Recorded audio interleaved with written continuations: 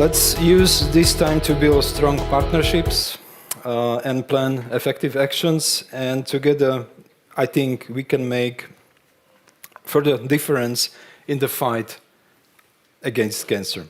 So thank you for being here and for the commitment to this cause. Let's have a productive and inspiring event. So welcome once again.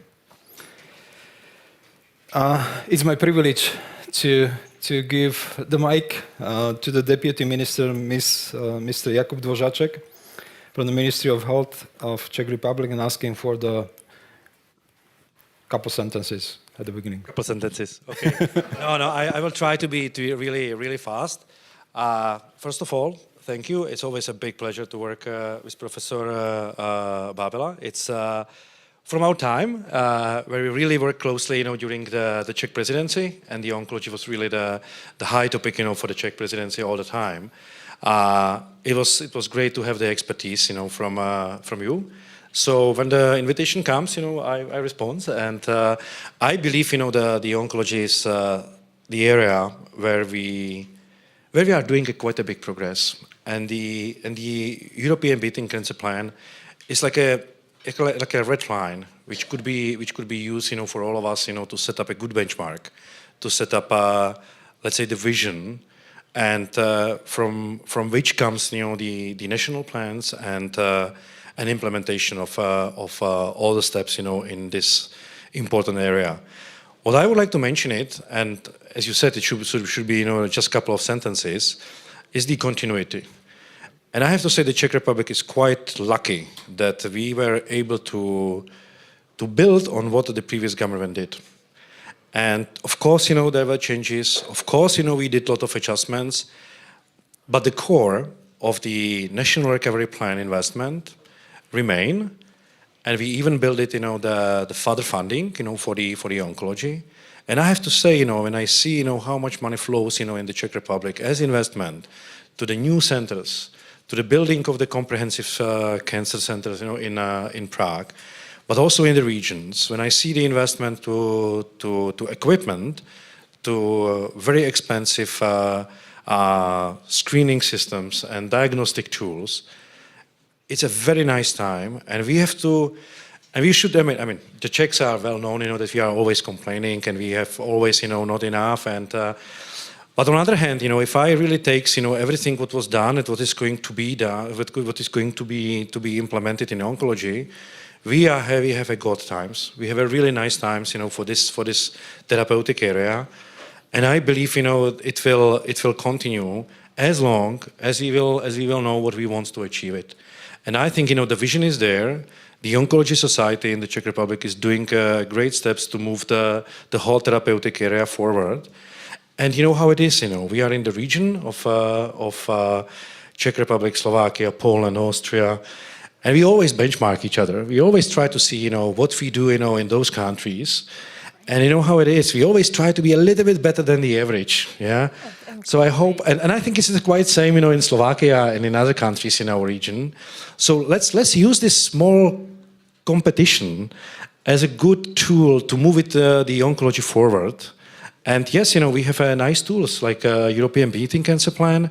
We have national plans, and I have to say, when I see the access of patient, to the very innovative therapies, it's getting better. We have a lot of disparities, in the access to the care in the regions. There is a lot of things which needs to be changed, but we are in a good track. That's my feeling. So thank you for this event. Thank you for the chance to be the part of the discussion. I'm looking forward, to get the ideas, we can move it forward. Thank you. Thank you very much. So you saw the Slido sign. So before we start the first panel, please try to log in, and you can submit your questions. All of you, including the people who are watching this online. So, ladies and gentlemen, I'm pleased to introduce our next and first panel discussion titled EU's Comprehensive Approach to Tackling Cancer. And this panel will delve into the EU mission of cancer as an integral component of the European Beating Cancer Plan, and we will try to explore its current challenges, maybe funding opportunities, and significant projects, as well as the pivotal role played by the European Parliament. Our esteemed panelists are not all of them which supposed to be here, but anyhow, at least 2 of them are with us online. Hopefully they will bring diverse perspectives from various sectors. So I am honored to have Deputy Minister Jakub Dvořáček here with us, Michal Štovko, State Secretary at the Ministry of Health of the Slovak Republic, says hello, but he couldn't be with us today because he's at the Parliament defending the budget for the healthcare today for with the members of the Parliament and Ministry of Health. But I am also privileged to have Radka Maxová, member of the European Parliament and a part of the Subcommittee of Public Health. Hopefully she's there. Welcome. And then Professor Svoboda, board member of the EU Cancer Mission and director of the Masaryk Oncology Institute. Welcome, Professor. And lastly, but not the least, Sonia Čierníková. She's representing Slovakia and National Oncology Institute in Slovakia, and she will hopefully provide a vital perspective of cancer and management at the national level in Slovakia. So we can start, and I will start with you, Deputy Minister. When I was preparing the questions for the discussion, they are very tough. Well, the 3 areas pop up to my mind, and there was maybe the cancer integration, the mission integration on the local level. Then there was the challenges and opportunities, and also the cross-border collaboration. You mentioned the competition in a good way, but I meant collaboration. well, we all the time when I was at the Ministry of Health, we used the Czech Republic as the benchmark, so it's good to have the neighbor who is better in something, and we could use and to improve ourselves. So I think it's a good way how to move forward. So what do you think, how is the Czech Republic integrating the EU mission of cancer into its national healthcare policies and cancer treatment strategies? What is your perspective on this? I would say, this question flies much better to Marek Svoboda, because Marek is really, the guy who is pushing, a lot the development of the oncology here in the Czech Republic. And Masaryk Oncology Institute is really the flagship of our movement forward. And I believe, that through this, through his mission, and also the other colleagues, from the Oncology Society, we are closely interconnected, with what's happening in Europe, what's happening under the umbrella of European Beating Cancer Plan. So to answer this question, yes, I believe, we are moving in a very positive way, but I think Marek should be the guy, to answer this question. If he see, our movement, the positive enough, or let's say stagnating. But I really see, from his side, a lot of activity and movement, in this field. So we are lucky, we have such a representative, in European structures, but also, pushing here in the Czech Republic. And you can say, okay, it's not about that everybody is replaceable, everybody could be changed. But I believe, that thanks to Professor Svoboda and his work, we are really, lucky, and it's not everybody is at the end replaceable. So, I mean, that's showing, that one person can really change a lot, the things around and in the environment. So maybe Marek, you could build on that.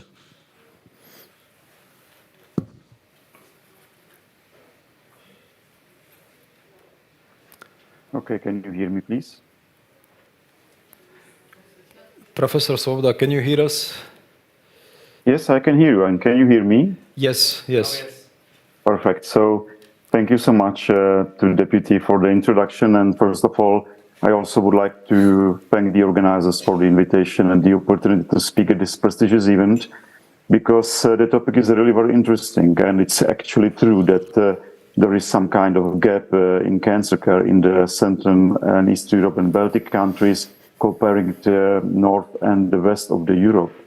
And there are many reasons for that, and some of them, of course, the burden of the risk factors for the cancer. Some of them could be how we are organizing the cancer care. And a very important cause of these discrepancies also that I think there is a big problem that there is a low participation of the public in the oncology screening programs in our countries compared to Western and East and Northern Europe. What I want to say, and this is something what colleague Dvořáček said, the Czech Republic is really starting to break away from these trends. And there is now significant decrease in mortality from cancer disease in Czech Republic, and it's much faster comparing the EU average, for example. And I think it's thanks to the good organization of cancer care and prevention and screening programs, and also the spending on oncology.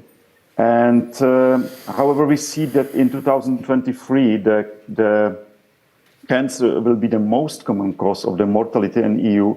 So that's the reason why we are trying to implement the Europe's Beating Cancer Plan to our national policies and to use the maximum amount of the resources coming from the European funds to support the cancer care system.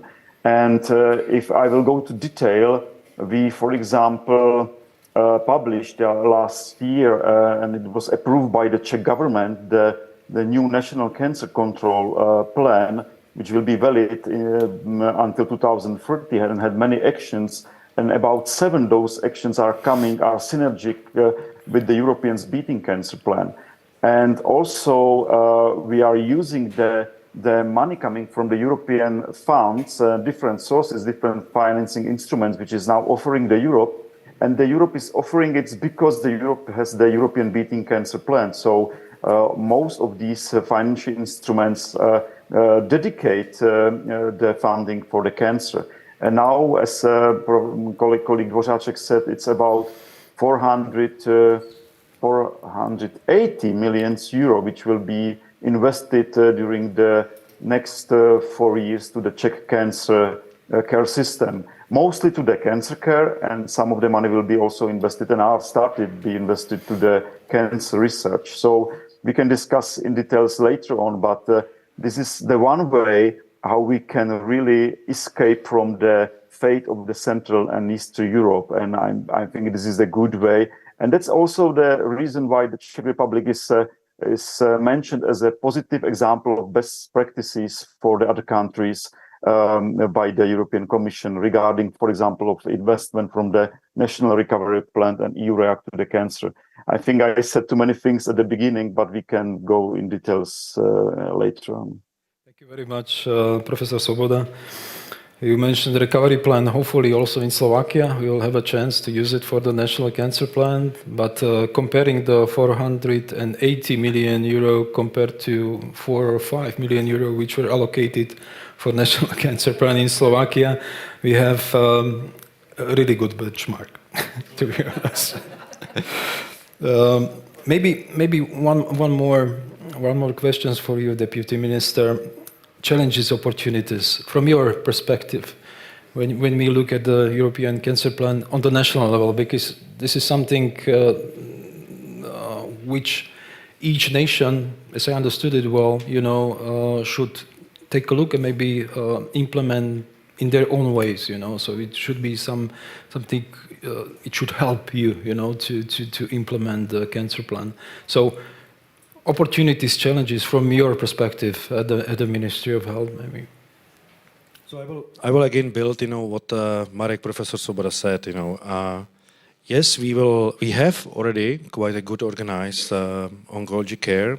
Yes, we have already quite a good capacity, but still we struggle in some of the regions. So yes, if you're living, for example, in Karlovy Vary region, your chance, for let's say, access to treatment, the speed of the diagnostics and screening, and all those things are incomparable with, for example, city of Prague or city of Brno, and those places which have a much higher concentration of the capacities and so on. So yes, we have a struggle to have equal access in all regions. So the investment also supposed to come, to this area to build it a better connection, better organization of care to really ensure that the people get the same access also in some of the regions which are not at this moment fully covered. And the second, what was mentioned also by Professor Svoboda, is we could have a number of screening programs, millions of screening programs, but if the people will not come, it will be only good for presentations. Yeah. So what we have to change is the way, how to motivate the people to get to the screening programs. And I think, this is a step which we are now going to take, and I believe it will come at the beginning of the 2025, and it comes to our payers, to the insurance funds, and their responsibilities and duties and possibilities they can offer to their insurees. And I believe, that we are going to deliver or deploy the change which will allow the payers to be much more active in this field. They will be able to invest much more money to this field, to create the motivation schemes for the patient in higher scale. And yes, this is why we have the insurance funds. They just shouldn't be only for reimbursing and paying for the care, but they really should deliver the activities, the programs, the steps, which will motivate the people to come. And we will give them this tool, and then we will try to motivate our payers, to motivate our patients to come, and to use what we are creating for them. Because I believe this is a great opportunity, but without a good communication and motivation and creating the personal responsibility, it will not fly. And it's selfish, of course, because we know that the system is going to be, let's say, financially quite tough in coming years. And if we can save money with, let's say, better diagnostics and early diagnostics, then yes, we will do this step also to protect the financial flow, in the healthcare system. And this is the role of the payers, I believe. And as I said, we are going to have a big novelization of the law on public health insurance. And one of the key topics will be this new funds, or let's say the creation of funding schemes, for the payers to be able to motivate and push people for the screenings. Thank you. Maybe we could switch directly to Slovakia before we go to European level. So, Sonia, so what is your perspective on the challenges, and maybe how do you see the situation which was described in Czech Republic, in Slovakia? Because I heard many similarities from what Deputy Minister said. So, what's your opinion?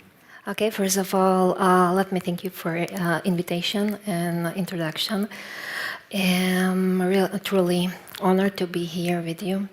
As Mr. Dvořáček said, there is kind of competition between the countries, especially in Central and Eastern countries. But on the other way, I have to say that we have a really nice cooperation.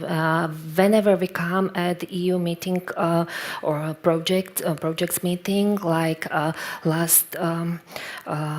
last week we've been in Brussels also with Marek Svoboda. So always we come together because you are our neighbors, our closest partners, and to build up the cooperation on this small Central Eastern European level is very important for us. So, and regarding the Europeans Beating Cancer Plan, it's not only very ambitious document, but as a representative of Slovakia in several working groups, several expert working groups on cancer in the Europe Commission.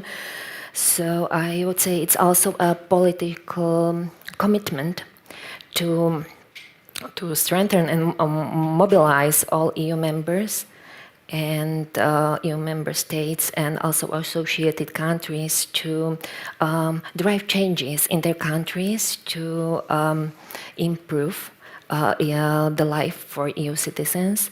And like we could see from latest data from IARC, the situation regarding cancer incidence and cancer-related mortality is very different or makes many differences across the Europe.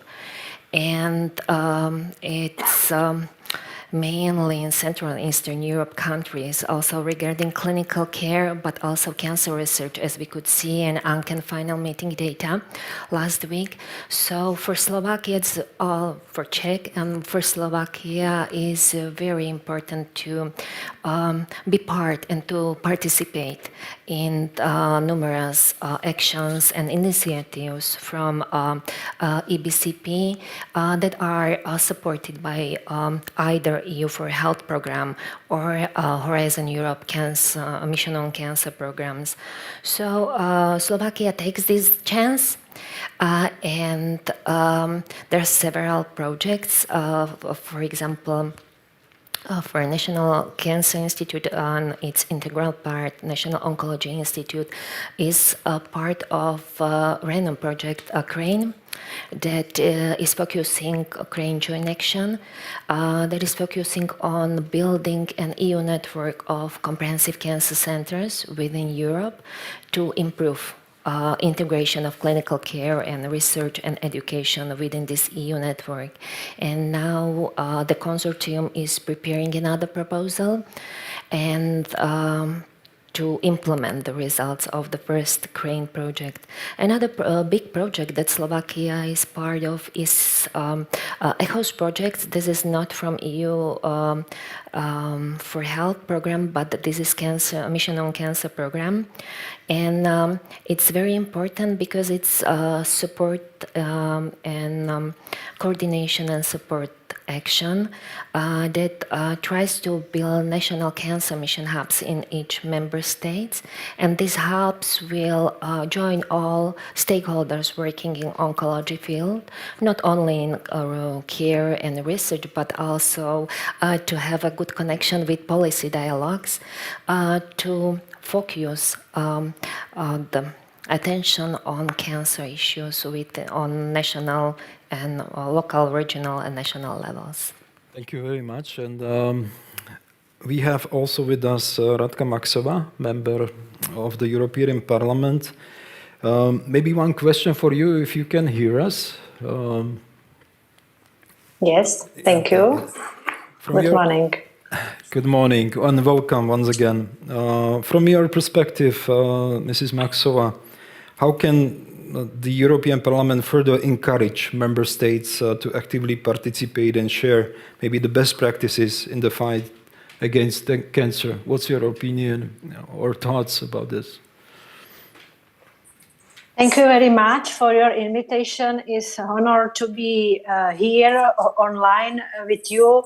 And today we gather to address a matter of profound importance, the challenge of cancer, as you said. The numbers are stark. The impact is profound. In 2020, 2.7 million people in the European Union received a cancer diagnosis, and 1.3 million lives were lost due to cancer. Europe, representing just a tenth of the world's population, bears a quarter of global cancer cases. It is really a huge amount of people. This crisis has been further compounded by the COVID-19 pandemic, disrupting cancer care, delaying diagnosis, and affecting access to vital treatments. It has laid bare vulnerabilities in our healthcare systems, underscoring the need for a comprehensive and coordinated strategy to confront cancer head-on.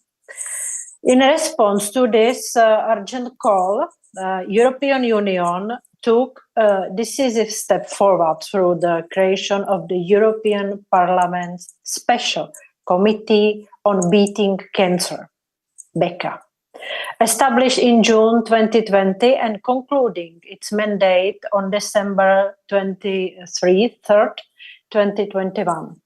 BECA Special Committee played, I think, an essential role in formulating a robust EU strategy to combat cancer comprehensively. BECA role was instrumental in several key areas. Firstly, in the realm of prevention, BECA promoted effective measures at both national and EU levels, addressing various risk factors that contribute to over 40% of preventable cancers. These actions composite behavior-related, biological, environmental, work-related, social, economic, and commercial factors. Secondly, BECA addressed the challenges faced by patients seeking healthcare services and participating in clinical trials in other EU countries. The committee called for legislative reforms to facilitate mobility and access to specialized equipment and care. It advocated for a single set of rules for authorizing and reimbursing from cross-border healthcare. Thirdly, in the face of shortages and the need to make cancer treatments more accessible and affordable at the EU level, BECA strongly advocated for extending joint procurement procedures. This included a focus on rare, pediatric, and novel cancer medicines, diversifying the cancer drugs supply chain, and monitoring shortage. Additionally, efforts were made to create a strategic stockpile of critical cancer medicines. BECA's comprehensive report included recommendations such as guaranteeing the right to be forgotten for EU patients after the end of their cancer treatment. Furthermore, Committee BECA ensured transparency in the pharmaceutical system regarding pricing components and reimbursement criteria. The EU earmarked significant funding of €4 billion to support action addressing cancer, reflecting our determination to make a meaningful impact. The European Union and the European Parliament, through initiatives like the Europeans Beating Cancer Plan and the work of BECA, demonstrated its commitment to address the multifaceted challenges posed by cancer. It is help from our side, from European Union, and now it is up to all of us. Thank you very much. Thank you, Mrs. Maxova. We hope that at the end of the day, each patient in the European Union will have equal access to care, and hopefully sometimes also even equal access to the innovations, which it's not the situation today, but we'll definitely need to work on that further. I have one interesting question from the Slido. And I think it's for Professor Sloboda. We see the great improvement. How would you rate the region on scale of 1 to 10 versus more developed EU markets, and define the ideal speed to close the gap? So, Professor, would you mind to maybe respond from your perspective on this? You don't have to rate the countries if you don't want to. No, and there is no necessity to rate the countries, because there are objective data and you can look on that, because each countries are really different, and actually there are existing differences also within the individual countries. So just go to OECD websites and find data which are regarding the reimbursement of the drug, regarding the sources which are used from the national budget for the support of the healthcare. You can go to the International Atomic Energy website. You can find what are the differences between the existing equipments for the radiation therapy between the Eastern and Western Europe. So there are objective data already exists. The rating, it's really different country by country, but the best indicator of these differences is really the incidence and mortality, as I said at the beginning. So to compare one country to other, sometimes in some countries, like for example, the Baltic countries, the digitalization is much more, which was the most important precautions for the prerequisites for the challenges for facing the challenges which we have in the healthcare. It's much more faster than we are, for example. But in the Czech Republic, for example, the reimbursement of the innovative drugs which we use for cancer care, it's about the European EU average, which is, I think we are only one country from the Central and Eastern Europe, which is about the average regarding this reimbursement. So, and how to deal with it, I already said. I think it's that we have really need to implement the EBCP on the local level. Just to be aware, the EBCP itself is just a political commitment, and there are some flagships, 10 flagships, which recommend what should be done on the EU level. And the different countries, they had to implement different flagships in different intensity. Like, for example, the flagships which are related to the cancer prevention. In some countries, it couldn't be a problem. In some countries, they will need the support, and they can use this document, this political document, for improvements in their national cancer control plans. But maybe if I have the time now, I maybe would like to follow what Sonia said, because Sonia, she gave several examples on how we, as a Central European countries, are involved in the joint activities through which we share know-how between the EU states, and that's very important for implementation of the Europe's Beating Cancer Plan. And that's very important. It's important that all Central European countries are involved in such activities. I mean, the coordinating and supporting actions, the CSA action, which are under the Horizon projects, or joint actions which are under the EU4Health projects. And because sometimes we miss on the map of these consortium countries from the Central and Eastern Europe, and that's of course sad if we are not collaborating together with the countries which they have the know-how. And in many cases, the information about these calls are distributed by the ministries of health to the hospital and research organization and in given country. And there is really need, and I argued it, to engage with them.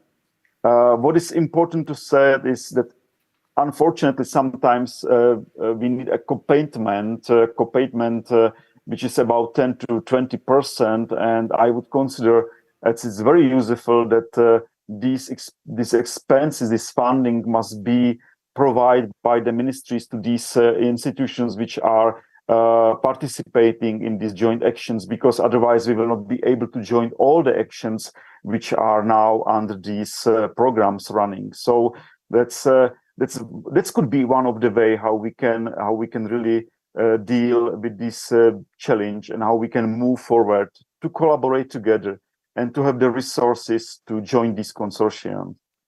Thank you very much, Professor Svoboda, for important insights.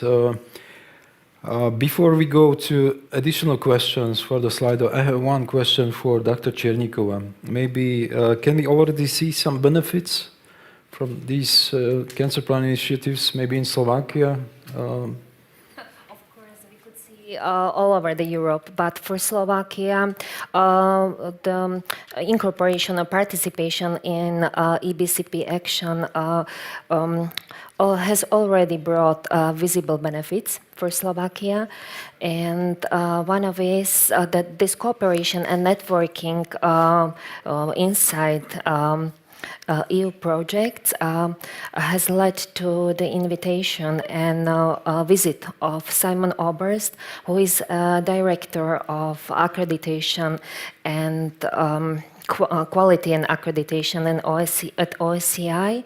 And in July, he came to Slovakia, and we started, or we initiate the discussion with representative from cancer centers in Slovakia, with Ministry of Health of the Slovak Republic, to build up or set up the first cancer comprehensive center in Slovakia, because it's also the part of flagship number 5 in EBCP that each EU member state will have CCC and connect it into a huge EU network of CCC by the end of 2025. And there are not so many countries in Europe that don't have. Czech has already 2 centers also. So we would like to get some knowledge and good practices from, especially from Masaryk Memorial Cancer Centers, which is very prestigious institute, and try to build up our first CCC in Slovakia. Thank you. I have one of these Slido questions I think is extremely important, and we have 2 policy representatives here. So maybe if you could answer really quickly. As policy representatives, what would you say to patients' organization representatives presented here? How do you incorporate their needs to policy-making process? So, Mrs. Maxwell, maybe you could start. What is your opinion? How would you respond to the patients' organizations? I think that patient organizations are very important here on the floor of European Parliament, because we have really often discussion with patient organization from different areas. It is from mental health, cancer beating, rare disease, and so on. And I can't imagine my work without this patient organization. It is really I can say big lobby organization, and they are very useful for us as a politician. And without them, we can't work, we can't write amendments, and so on. They are really important for my and my colleagues' job. Thank you. Mr. Deputy Minister, what is your thought about this? I think it was already proved, that we have to work closely with patient groups, and we integrate them in a number of processes at the ministry in the past, and still continues. What really, I can see, and where they really bring a great value is in the evaluation and approval of the new therapies. And that's something, what we implemented in the area of rare disease. But I mean, number of oncology treatment is also rare, so there's a big overlap. And I think, in these 2 years, when we implemented this inclusion of patients, in this process, shows, that this is the right way. And all those doubts, which were there at the beginning, are, let's say, gone. And I believe, this is something, what works well. And, they are the only one who can formulate it, what is missing. Of course, we are not able to fulfill every need, which is there. We will always have to find the balance of what we can pay and what is requested. And oncology is not the separate area. I mean, the responsibility is there for the whole system. But I believe, that, and I already mentioned it, if we will be able to allow the payers to be more active, in the funding of number of things, which are, let's say, now impossible, because, every money, in the Czech Republic, from the health insurance needs to be paid only for health care. So the connection is straightforward there. And I believe, that if there is somebody responsible for the setup of the care and about the availability of care, and it's the payers in the system, they should get also the patient groups more closely involved, in formulating, what is needed. So again, if you will allow, this funding and cooperation by the payers, we are allowing to have a close partnership between the payers and their responsibility to provide the care, and the patient organization. So for us, it will stay, important partner, and I believe, even more important, for future discussion with the payer funds. Thank you. And Professor Sloboda wanted to react quickly. Yes, I would like to follow on what my colleague Dvořáček said regarding the cooperation with the patient organizations.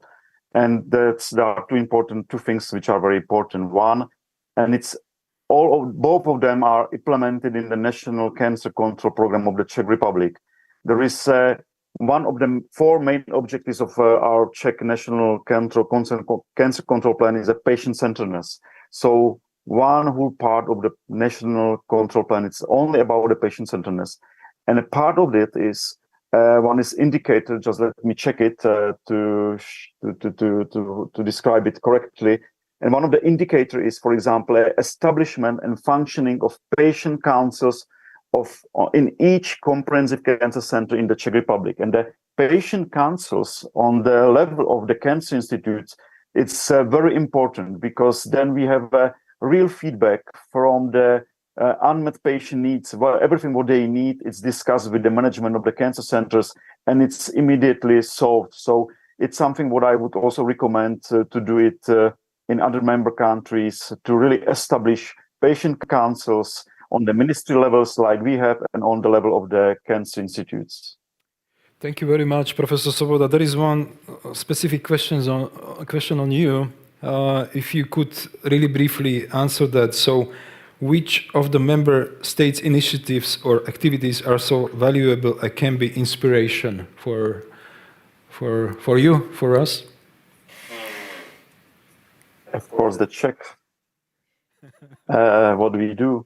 So, and it's already a best example which was chosen by the European Commission. It was presented on the subgroup of cancer. So just read the National Cancer Control Plan of the Czech Republic, and it's full of inspiration. But no, it's not a sarcasm. It's really true, because the plan was really very well developed, and I'm proud that we have such one. But what I would recommend, what are several challenges from the European Beating Cancer Plan, which we should really support at the national level, using also the European funding and the funding coming from the national resources. The first, what I would recommend to follow from the EBCP is the digital transformation. And the digital transformation of the healthcare can bring really benefit for the whole healthcare sector. And you can find at least 3 or 4 flagships in the European Beating Cancer Plan, which can inspire us regarding the digitalization. For example, Knowledge Center, which will be built for the patient, European Cancer Imaging Initiatives, or the Smart Card for the patient survivors. So the most important, but to be a part of these digitalization activities, is to build electronic health records on the national level. So this is something what we have to do. And it's also not done in the Czech Republic, generally, of course. And another initiatives which has to be implemented from the EBCP on the national level, which I would recommend, are the flagships which are related to the cancer prevention.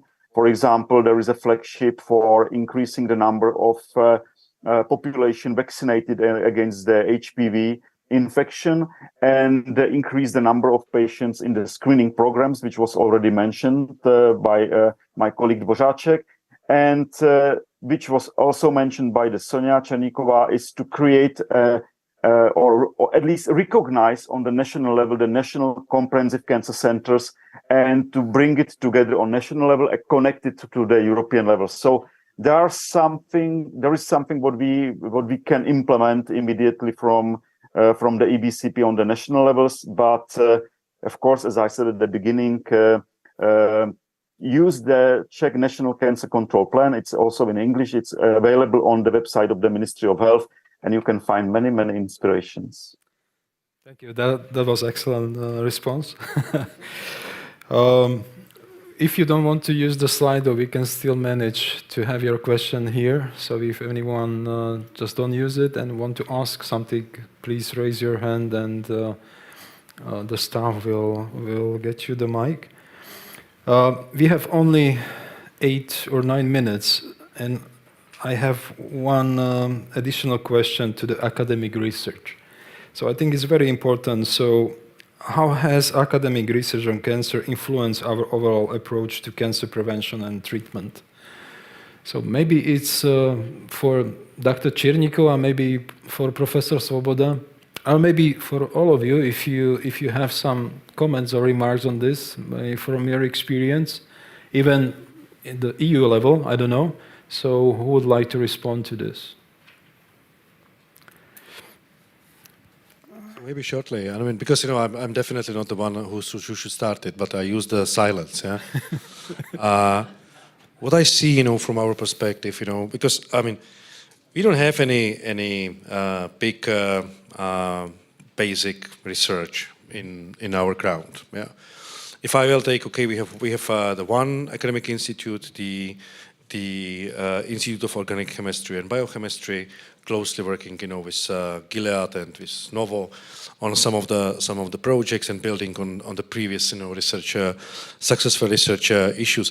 But I mean, where we can really, move it quite forward, in our region, it's the academic-driven clinical trials. Mm-hmm. We can really try to find, the extended usage of existing molecule, for pediatric use, for, bigger indication groups of patients and so on. And I see the Czech-Rhine, and I know that the Slovak, also the Slovak, those association of academic-based, academic-driven clinical trials.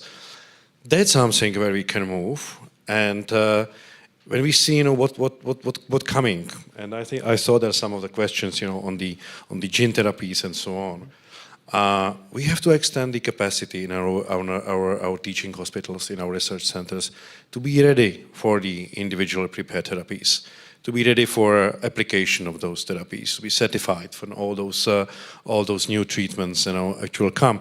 Because to have a reimbursement doesn't mean, the care, the innovation, that kind of treatment could be really applied. And yes, we have a cross-border care, but if you see, the cost and, the connections with all the moving the patient somewhere, we have to really build this at least regional capacity for the future. Thank you. Does anyone want to react on? Academic clinical trials or academic-driven clinical trials are kind of challenge because of finding resources and funds for it. It's the major difference between industry-driven clinical trials. But when you wanna, for example, to establish a cancer comprehensive centers, you need to have, Marek will know, 10% of eligible patients going into clinical trials, and you cannot afford it only with industry trials. So you need to support, you need to find the resources, and that's also some dialogues and discussion on EU level, like I talk about EU network of CCC, how we can find resources, how we can support EU member states to build up their clinical trials, academic clinical trials with researchers and basic researchers, Academy of Sciences. Thank you very much, and thank for all the questions. Since Deputy Minister... Can I... Yeah. Oh, okay. I'm sorry, Ms. Maxova. Really only few words, because on the floor of European Parliament now we have discussion concerning that we don't have enough represented women in research and trials medicine, and we would like to change it. So this is question also for our experts, so that we need to have equality also in research or in all of area of medicine, because from experts on the European level we know that women are underrepresented in research. It is not only in cancer but in all medicines. Thank you. Thank you, and final 30 seconds remark from Professor Svoboda.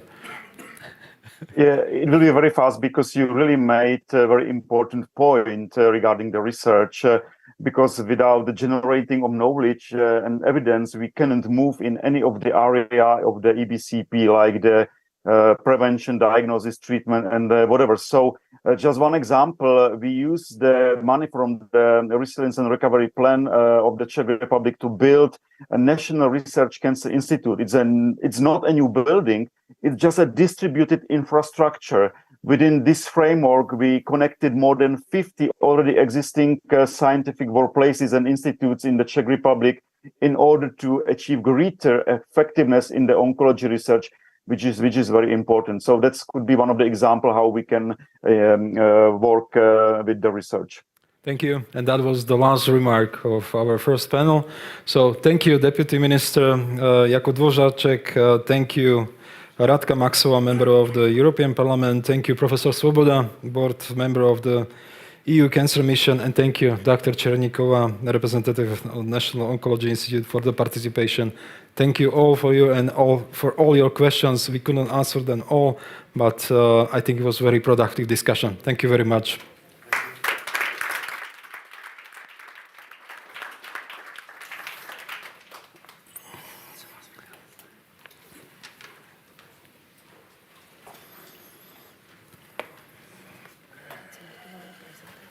Čo to?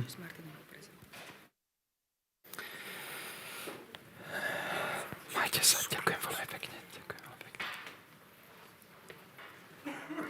Okay, so now we can continue with the second part of our meeting and our discussion. Ladies and gentlemen, welcome to today's insightful lecture on the GlobSec Health Readiness Index with a special focus on cancer care. We are, and I am also very privileged to have Martin Smatana, a distinguished GlobSec fellow, who will share his expert analysis and perspective on the crucial topic, offering valuable insights in the current state and the future directions on cancer care readiness globally. Martin, floor is yours. Welcome.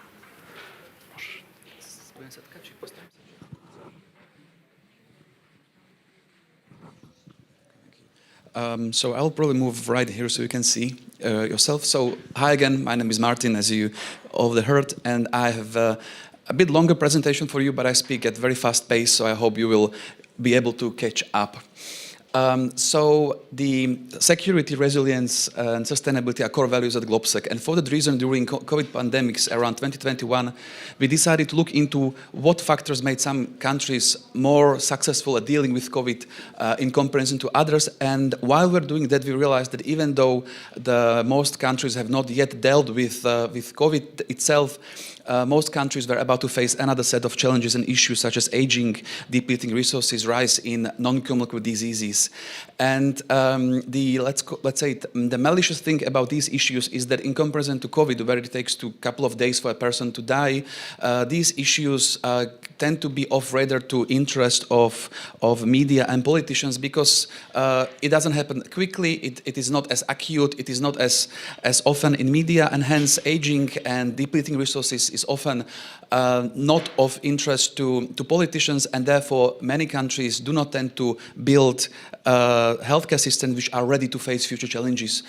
So our point was that in order to avoid what happened to several countries, actually most countries during the pandemics, we wanted to create a simple tool that can be used by decision makers to monitor which countries are the best in Europe, to monitor which best practices there are, to monitor the progress, and to see if there is anything that can be learned from others to make sure that any other future challenges are dealt with more efficiently and successfully. So this was the aim of our the tool which we call the Healthcare Readiness Index, which is a simple one composite indicator, which is a one number, let's call it like that, for every country, which ranks countries and measures them and compares them according to a scale from 1 to 100, but the idea is still that it is a tool which can be used very simply on a yearly basis for all decision makers on media to see how the countries are doing. So originally we started in 2021 with the CE countries only, because these countries were the countries which were most heavily hit with the COVID pandemics, but for this year's edition we expanded into all countries in Europe, including Norway and Great Britain, because if you want to look into which country is actually the best, we have to look into, of course, countries outside of the CE region. So I split the presentation into 3 bits. The first part is focused on the methodology itself, but very briefly, because you can read about the methodology in detail in the publications.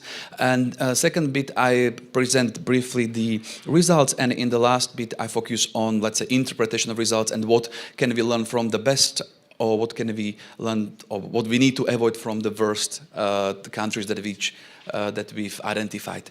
So when it comes to the index itself, if you want to assess readiness of any countries to face future challenges, you need to start with your current position as actually what is your starting point, what is your current life expectancy, what is your current rate of avoidable mortality, which is something that even though you like or do not like, you cannot avoid because that's your current starting point, that's where your country is, where your healthcare system currently is.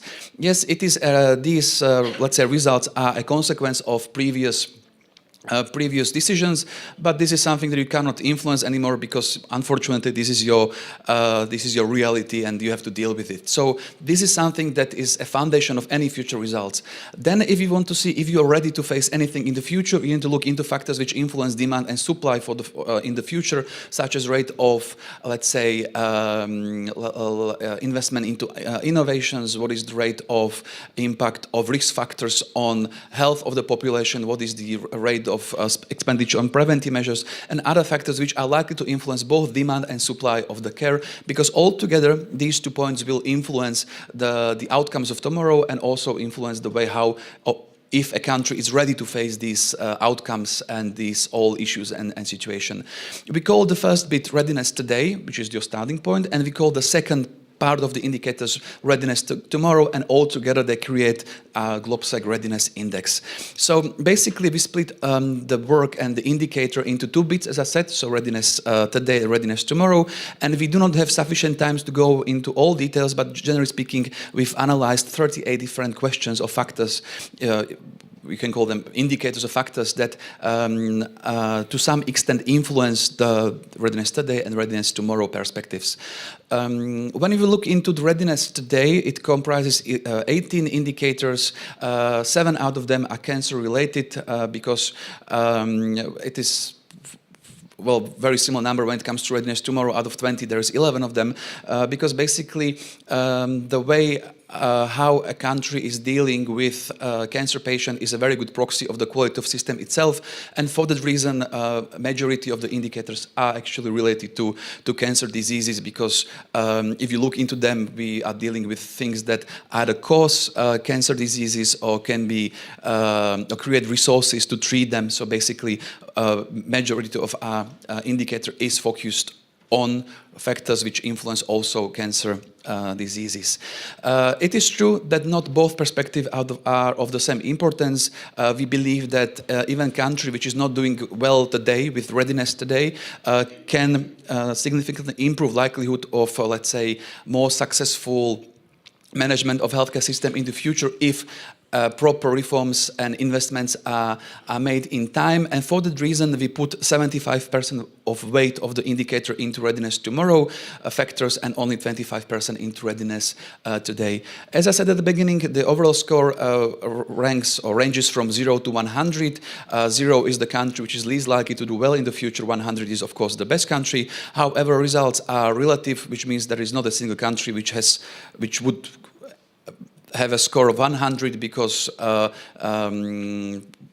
we add all different indicators into one. I think the best in the 2022 index is score around 78. But basically, the point is the higher the number, the better the result. That's most important. So now I'm moving into the more interesting bit, because this was a bit boring stuff. What are the results? And firstly, I will present the results of the readiness today, then tomorrow, and then the overall results of the entire Europe and Great Britain and Norway. So when we look into readiness today, you can see on the map, and the more blue the color, the better the result. The best country in the Europe, in the region that we were looking into was Norway with score of 83. The worst was Romania with 47, and average score was 66. As you can see, the CE countries did not do so well. The best was Slovenia with 65. The worst, of course, has to be Romania with 47, but the average score is significantly lower. lower with 54 points. Funny enough, if you look into the results of our readiness today and you visually compare it to the level of excess mortality achieved during COVID pandemics, you can see that there is nice correlation, which indicates that the factors, indicators we chose for readiness today actually nicely correlate to real ability of healthcare systems to face currently the issues. So you can see the more white color on the left, the more colorful on the right, which means the lower the results in our readiness today, the worse results when it comes to excess mortality, which nicely correlates that we've chosen the right indicators. When we look into readiness tomorrow, once again, Norway is the best in the region, and Slovenia is the best when it comes to the CE results. Romania is the country which is among the selected one, the worst.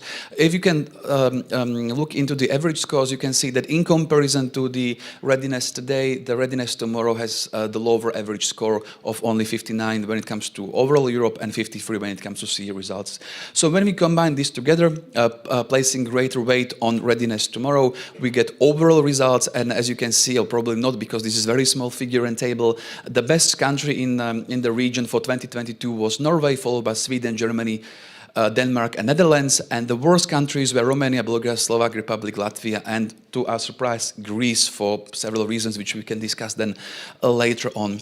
I know that from this figure it is maybe easy to spot the best country, but not to analyze why those countries were the best or why some of the CE countries were the worst. And for that reason, we've created a very simple plot where we've plotted results of readiness tomorrow and readiness today on X and Y axis to create some, let's say, quadrants or some groups of countries with similar results. And since we do not have sufficient time, I just wanted to focus on the worst and the best. So quadrant number 2 and quadrant number 4 countries, and to look into what they have in common. So if it's possible to spot anything that defines them and they share. And actually it was very simple, especially for the worst countries, because when you look into them and look into what is the expenditure on health, whether on average per capita, and in particular when you look into expenditure on preventive measures, you will see that these countries are absolutely worst and lowest amount in terms of spending. They spend on average 1/3 of the best countries. And as you can see, when it comes to overall expenditure, it is roughly 1/3. When it comes to expenditure on preventive measures, the results are even worse. For example, Slovakia spends 13 times less than the average of the 5 best countries when it comes to expenditure on preventive measures. Why it is this case? The reason is because the expenditure on health is perceived as a short-term cost, which means they see it as I need to save money, that's why they don't invest. But as a consequence, they do not have sufficient, let's say, health outcomes. It is hence not surprising if you look into let's say, access to innovative care or other outcomes of healthcare resources. But I like this graph very much, and what it portrays is that we've looked into what is the rate of availability of medicines according to FPR study, and what is the average time of availability of medicine. So how long it takes for a medicine to be included into the list of reimbursed materials. And not surprisingly, you will find the mentioned worst countries from second quadrant in the bottom of this graph, which means the lowest rate of availability of medicines and longest time needed for them to be included in the reimbursement list. So yes, so very poor access to innovation. But generally speaking, yes, it can be argued that most of these countries, like in the indicators presented, you can find these sheets for every single country published in the report. This is just for you to show that basically nearly all of these questions, all of the indicators, these countries are among the worst. There are only some exceptions, for example, when it comes to proportion of tertiary education and some other aspects which can have influence on demand for future, but only to some little extent, and it doesn't affect the overall score. So, on the other hand, when we look into the best countries, we can find 4 or 5 very common traits. First of all, these countries are the countries which spend a lot, and they find public health system as a foundation for basically all they do. So they have a robust healthcare system, which is not obvious only in terms of level of spending or rate of, let's say, preventive measures and screenings, but also in terms of the way how they deal with determinants of health, such as dietary risks, tobacco, alcohol, or physical activity. This is a screenshot from the publication which is called EU Health State. This is a case of Norway. This figure particularly looks into what proportion of deaths can be attributed to one of the risk factors. And Norway, as the best country in our ranking, you can see that in every single indicator they have either the same or significantly below, in most cases, results. So when it comes to dietary risks, average European country can attribute 70% of death to these dietary risks or dietary factors. In Norway, it's only 13. When it comes to tobacco, it's 12 against 17. When it comes to alcohol, it's 3 against 6. Pollution, 1 against 4%. So they are significantly below when it comes to management of risk factors.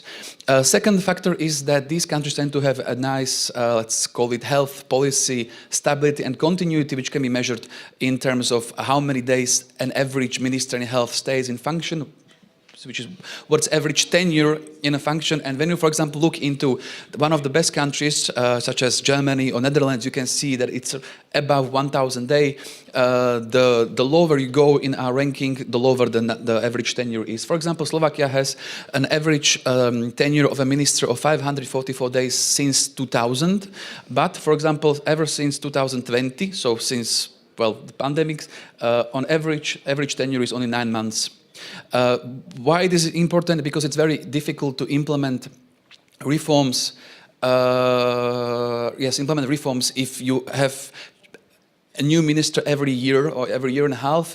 And the best countries are the countries which really a minister stays in this position so he can actually not only create a reform but implement it. A good example is Norway. Once again, for example, in 2018 they've created a specific tool, or let's say, how to call it, a mechanism to support innovative care, such as CART treatment or several other types of oncological treatment. In 2020, because still was the same minister, they looked into the original idea and then fine-tune it to make sure that the original idea is implemented and they will get the results. So this is something that can be done only if there is a minister who is more than a couple of months, or in our cases, only years. And not surprisingly, when you look into the same figure that we showed before, these countries are in the top of the availability of medicines as well as average time of availability to medicines. So you can see that it actually works. The third and fourth factors are that these countries invest heavily into HR resources. You probably know this graph because most of the countries which are represented here are in the bottom quadrant, but Norway, as you can see, is among the best, including Germany and other countries. And last but not least, it is always about resources and money. These are the countries which do not, let's say, pretend that healthcare is cheap. No, they actually are among the highest spenders, and they are fully aware that you need to invest into people, into health of the people, to get value, to get results back. And for these reasons, these countries tend to perceive investment or expenditure into healthcare as an investment rather than cost. So they are fully aware that they need to invest to get back. This is the graph from 2020 because that was the latest time available for all countries when we were publishing the publication originally, but it didn't change a lot in 2021. Basically, the countries which scored the best in our ranking are also the highest spender, and it is because they know that you actually have to invest, you need to find the resources to get the value from the healthcare back. What's interesting, if you look into details into the spending, because it's not only about, let's say, to have the most innovative medicines available, it is also into investing into type of care which do not deliver from some perspective that much value, such as long-term care or palliative care. But this is what makes this country special, because they realize that even though you are 65, your life is not over, and if you have good care, you can live another 20, 30, maybe even 40 years, and you can deliver still value to the society, to country itself. And for that reason, they spend not only into prevention and medicines, they spend heavily on long-term care as well. Because what healthcare is about, it is about creating and delivering value. And this is something that these countries are fully aware, and this is, I would say, the baseline of all they do in the healthcare. So this is a very basic introduction to our readiness index. I believe that you have the publication ready, so you can have a look into it into more details. We do not stop here. This is presentation which had only 40 slides, but I have a longer version which has roughly 350. If you are interested, because we have an analysis of most of countries are available, but we will publish another one next year because we want to keep this updated on a yearly basis so policymakers can actually see if there are any differences and if the decisions they make are likely to influence the readiness of their country to face future challenges. So that's all from me. Thank you very much.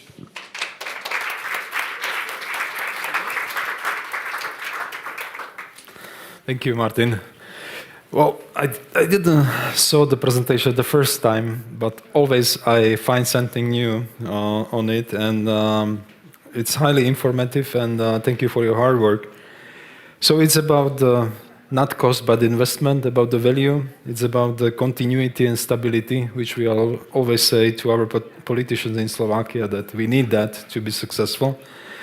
But since we are focusing more on cancer, so when you were analyzing, these indicators, according to your opinion, what are the most critical areas where healthcare system in our region need to improve to enhance maybe the readiness, and efficiency in cancer care? It depends, because when it comes to, for example, Slovenia and Czech Republic, they are slightly better than the rest. You could also see it in the graph. But basically, I would say that Slovakia and some countries which are more south to us have had bigger issue with access to innovative medicines, which is something that you as a State Secretary, I think, successfully helped to improve with the amendment to legislation. So this is one aspect. Second aspect is takes very long time for medicines to get categorized, be involved into the reimbursement list, because if you look into the wait times, the more to the south and east you go into Europe, the longer it takes for some reason. So these are the countries which do not always have some kind of early access scheme, and that's why they are losing on value. This is so the second bit. And third bit is that the worst countries tend to have the worst result when it comes to determinants of health. So high rate of smoking, consumption of alcohol, sugar, low consumption of fiber, etc. So these are the factors which contribute to a great extent to a slightly above average rate of incidence of cancer diseases. Yeah, we were discussing the waiting ratios for the new drugs. I think in Slovakia it's around 560. Yeah, and for example, Germany is 60 days or something like that. To have. I mean, it's not a really big problem to cut it, but once again, we need really the different point of view. That was my question for the Martin. If you have any, I just take a quick look at the Slido. There is no question, so we have room for one more question. And if you do not like questions, I will be there so you can ask me whatever you want. Okay. Martin, thank you very much.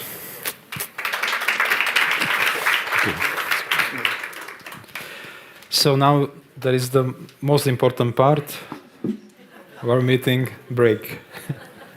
So we'll continue in 15 minutes.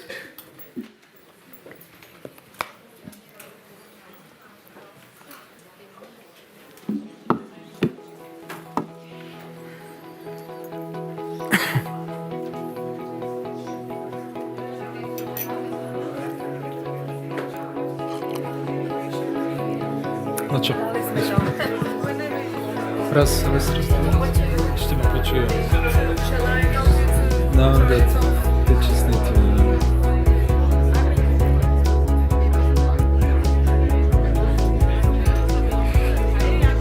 Raz, dva.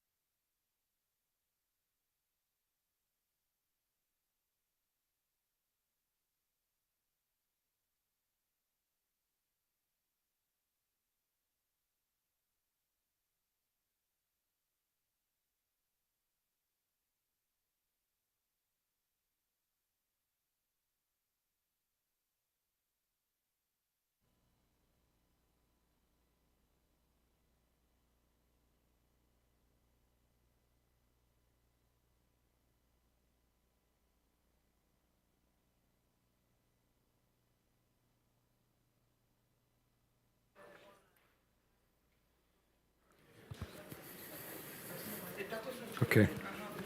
So welcome back, everyone. I hope you had a refreshing coffee break. And a special welcome also to our online viewers joining us for this crucial segment of our meeting today. As we transition from discussing the EU Beating Cancer Plan, we focus our attention on multiple myeloma, which is a critical area in cancer care, particularly in Central and Eastern Europe and the Baltic countries as well. This region, unfortunately, often lags behind Western European nations in terms of access to innovative treatments. So why multiple myeloma? Well, at least due to two reasons. And first is diagnosis and monitoring multiple myeloma is complex. Unlike many other cancers, there is no single diagnostic test. And multiple myeloma is characterized by a pattern of remission, relapse, and necessitating ongoing monitoring and adjustment in treatment over time. And second reason why multiple myeloma is treatment challenges and advancements. I think that multiple myeloma is the forefront of some notable advancements in cancer treatment, including the use of novel therapies, monoclonal antibodies, and as well as CAR-T cell therapies. The rapid pace of research and development in this area underscores its uniqueness in the field of oncology. And today's meeting is a vital platform for different stakeholders to collaborate, share insights, and devise strategies. And really our collective goal is to bridge these gaps and ensuring that patients across our region receives the same quality of care as we mentioned in the first panel and access to the latest advancements in treatment as their counterparts in other parts of Europe. It's my privilege to announce and to welcome second panel. The name of the panel is Can multiple myeloma become a chronic cancer disease or even be cured when treated in optimal way? It's my privilege to welcome Professor Hayek, Head of Department of Hemato-Oncology, the University of Hospital of Ostrava, Professor Bila, Head of the Ward of Multiple Myeloma at the Clinic of Hematology University Clinical Center of Serbia, then Dr. Mikola, welcome, Head of Division, Department of Hematology and Stem Cells Transplantation, Budapest, Hungary, and online participants should be with us. Kate Morgan, welcome. She is the Co-Chief of Executive Officer of Myeloma Patient Europe. So welcome, everybody. So we will start with the presentation of Professor Hayek, and after the presentation we will have short video, and you can still use the Slido for the questions. Professor Hayek, the floor is yours. Okay, hello to everybody. Thank you for kind introduction. Actually, thank to organizer to be here. It's excellent event. You know, we need to keep pressure. So I was wondering why was myeloma chosen, and maybe just for you as probably myeloma is pioneer in implementation of novel drug to the system, and not even one drug, but in implementation of combination. We used doublet, now currently using the very expensive but very effective triplets, and also starting to use the quadruplets. So it's really challenge even for us, but also for the system, because it's really expensive. So maybe this is a good example and why myeloma is today here. My task today is simply introduce this hematologic malignancy to you. So I will be short, do believe, and simplify the things. This is agenda, starting with epidemiology. And you may know that multiple myeloma is a rare disease. It's comprised close to 2% of all cancer types. And as you can see, there are 36,000 people diagnosed in US and close to 42,000 people diagnosed in EU. New myeloma annually. Okay. This is typically diagnosed later in life. You can see median age of diagnosis 69.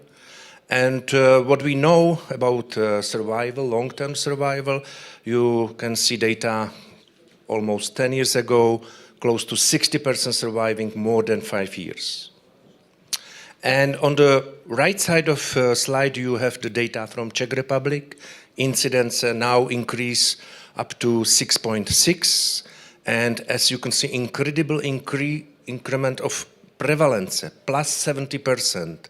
Today, living with this diagnosis, 3,300 people in Czech Republic.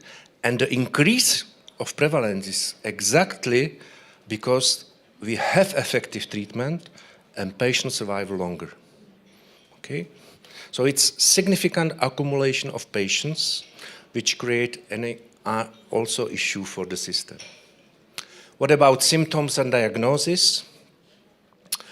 Plasma cells is critical cell. You know definitely that plasma cells produce immunoglobulins which protect us against infection.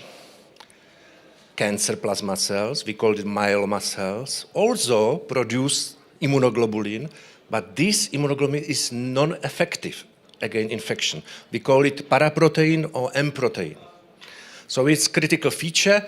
It's happening in bone marrow, and as you can see, clinical manifestation, it's bone disease. So its critical manifestation is pain and fracture. We can see it in 70% of all our patients. Of course, there are other major clinical manifestations like anemia, fatigue, hypercalcemia, renal failure, increases the risk of infection. Diagnosis.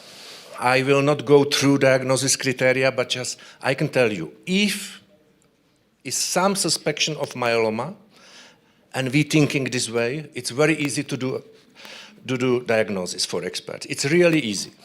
Having said that, in real life, it's significant delay before the myeloma is diagnosed. It's even more than 1 year, and it's critical. And it's exactly because it's a rare disease, and the symptom is quite universal. Pain is universal, you know, pain you can see everywhere. So that's the reason. So what about treatment and prognosis? Just simplifying things. You may know from at the beginning it's some clonal expansion. Okay, then we called this like precancerosis, and it's asymptomatic time. Period is different, patients from patients. But then we move to early myeloma, late myeloma, or even to plasma cell leukemia. In reality, there are cycle of worsenings, we call it relapse or progression, which alternate with remission status. And what is important that with each additional line of the treatment, patients experience rapid progression through available therapies, decreasing responses and poor outcomes. This is only one exclusion.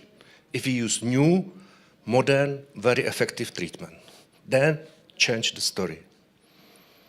So finally, what about future and cure? This is the best of the treatment if we can implement all available drugs currently approved in Europe, which is not the case, even in Czech Republic. In most countries in Europe, it's not the case.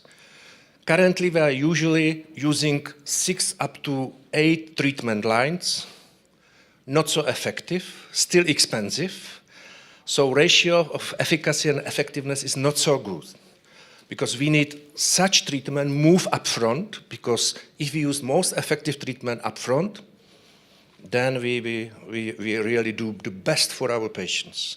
So this is the ideal scenario for currently approved treatments.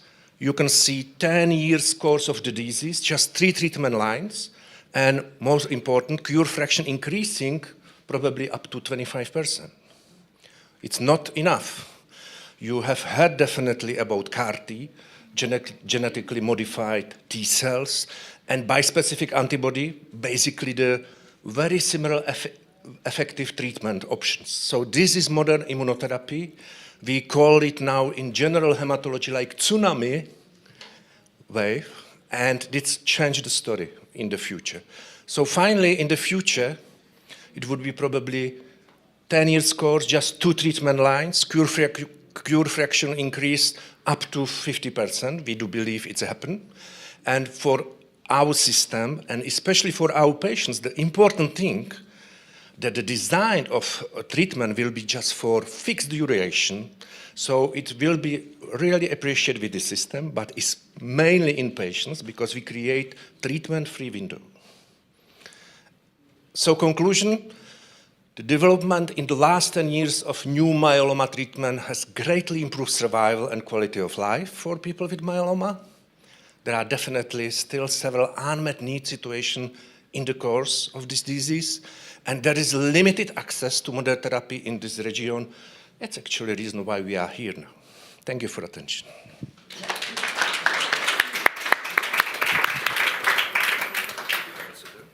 Do konca života nezabudnem na marec 2018, keď vlastne mi pani doktorka oznámila moju dijagnózu. Prvo kad sam čuo multipli myelom, prvo nisam znao šta je to.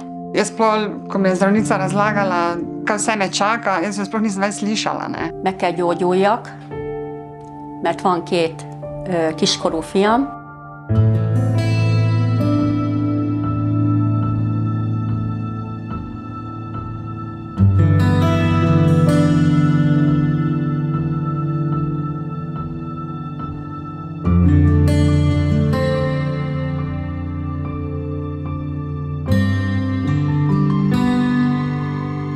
V bistvu se je točno 2. junija 2019, ko sem tuširala svojega sina, pojavila ena zelo pekoča bolečina v spodnjem delu hrbtenice, ki je nekako prešla potem do vratu in do glave. Ja sam inače puna energije, ali sam bila strašno umorna da sam, što ja znam, nakon 5 minuta nečega što radim, morala sjesti, odmoriti se, nisam imala snage. Počela sam se puno znojiti, što inače za mene nije bilo normalno. Ni padalo da je nešto ozbiljno. Mislio sam proći će, međutim nije prolazilo. Először a körzeti orvos azt mondta, hogy ez egy izomláz lehet, de azért biztos, ami biztos, elküld egy röntgenre és egy ultrahangra. Seveda je bil to šok za vse, zato ker sem mlada. Ne? Načeloma je to bolezen starejših ljudi. Jaz pa sem takrat bila stara 37 let in Te stvari se događaju nekom drugom. Ali ovaj put sam ja taj neko drugi. Kako misle kemoterapija? A hoće to utjecati? Ja želim iduće godine još jedno dijete. Onda je došlo to do moje glave. Znači ono sve što ona govori. Ja sam rekla dobro, a mogućnosti života, rekla mi je pa prosjek je nekako 5 do 7 godina. Mislim, ja sam ostala šokirana. Kako mislite 5 do 7 godina? Nekako mi malo rano da odem, pre rano. Ne osjećam se još da je to. Ja sam rekla, dobro, a recite mi, je li itko ozdravio? Kaže ona, nije nitko. Ostala sam onako, gledajući u nju i rekla sam, dobro. Izišla sam na vrata i na vratima sam se okrenula i rekla, dobro, ja ću onda biti prva.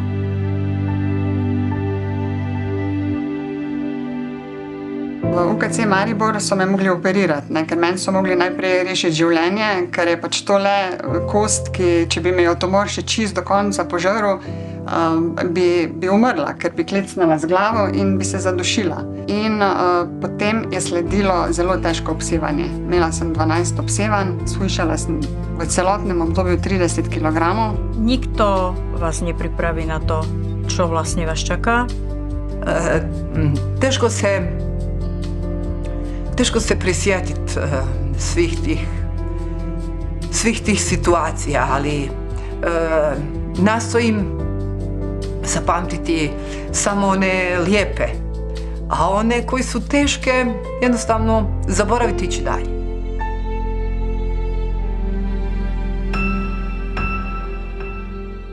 Mislim, nisam mogao da podignem ni nekoliko kilograma, nisam mogao da podignem, međutim sada zaista onako kad se to poboljšalo, sad radim relativno normalno onako. Svaki put kad odem na kontrolu, znači profesor je zadivljen sa mojim nalazima, bila sam svjesna, znači svi moji prijatelji koje sam stekla na početku bolesti su umrli.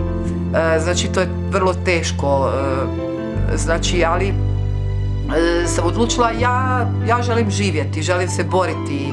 Bolest neće upravljati s mojim životom, nego ja ću živjeti s tim i bolestan čovjek živi. Znači počnete cijeniti nekakve druge stvari kad se razbolite, vidite da ono što imate kao što je zdravlje, uopće ne obraćate pažnju zato što ste zdravi. Tek postanete svjesni toga kad izgubite. Keď mi bolo najhoršie, že úplne som plakala, tak som si spomenula na jednu bajku o dvoch myškách, ktoré spadli do kanvy so smotanou. Jedna to vzdala a utopila sa v tej smotane a druhá proste bojovala a toľko trepala nožičkami, až utrepala z tej smotany maslo a vyšla z tej kanvy von. Treba bojovať do poslednej chvíle. Treba. Mislim, ja preporučujem svima, ne daj Bože ko oboli ili šta ja znam, znači živite normalno život, ne odustajte, nemojte da vam te misli o bolesti preovladaju u svesti. Erős harcos vagyok, mindig is nagy küzdő voltam, és most is menni fog, és újra tünetmentes fogok lenni.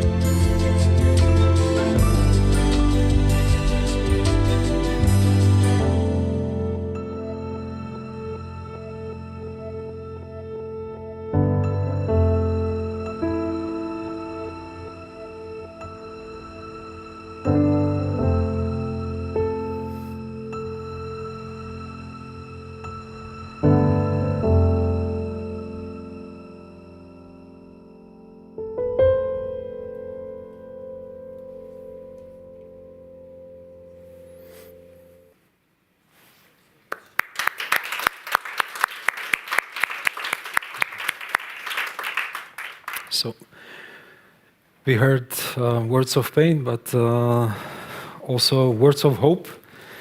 And Professor, please take a seat, and also the other panelists. I have maybe two questions for you, Professor. So I know you're running one of the most successful registries in this region.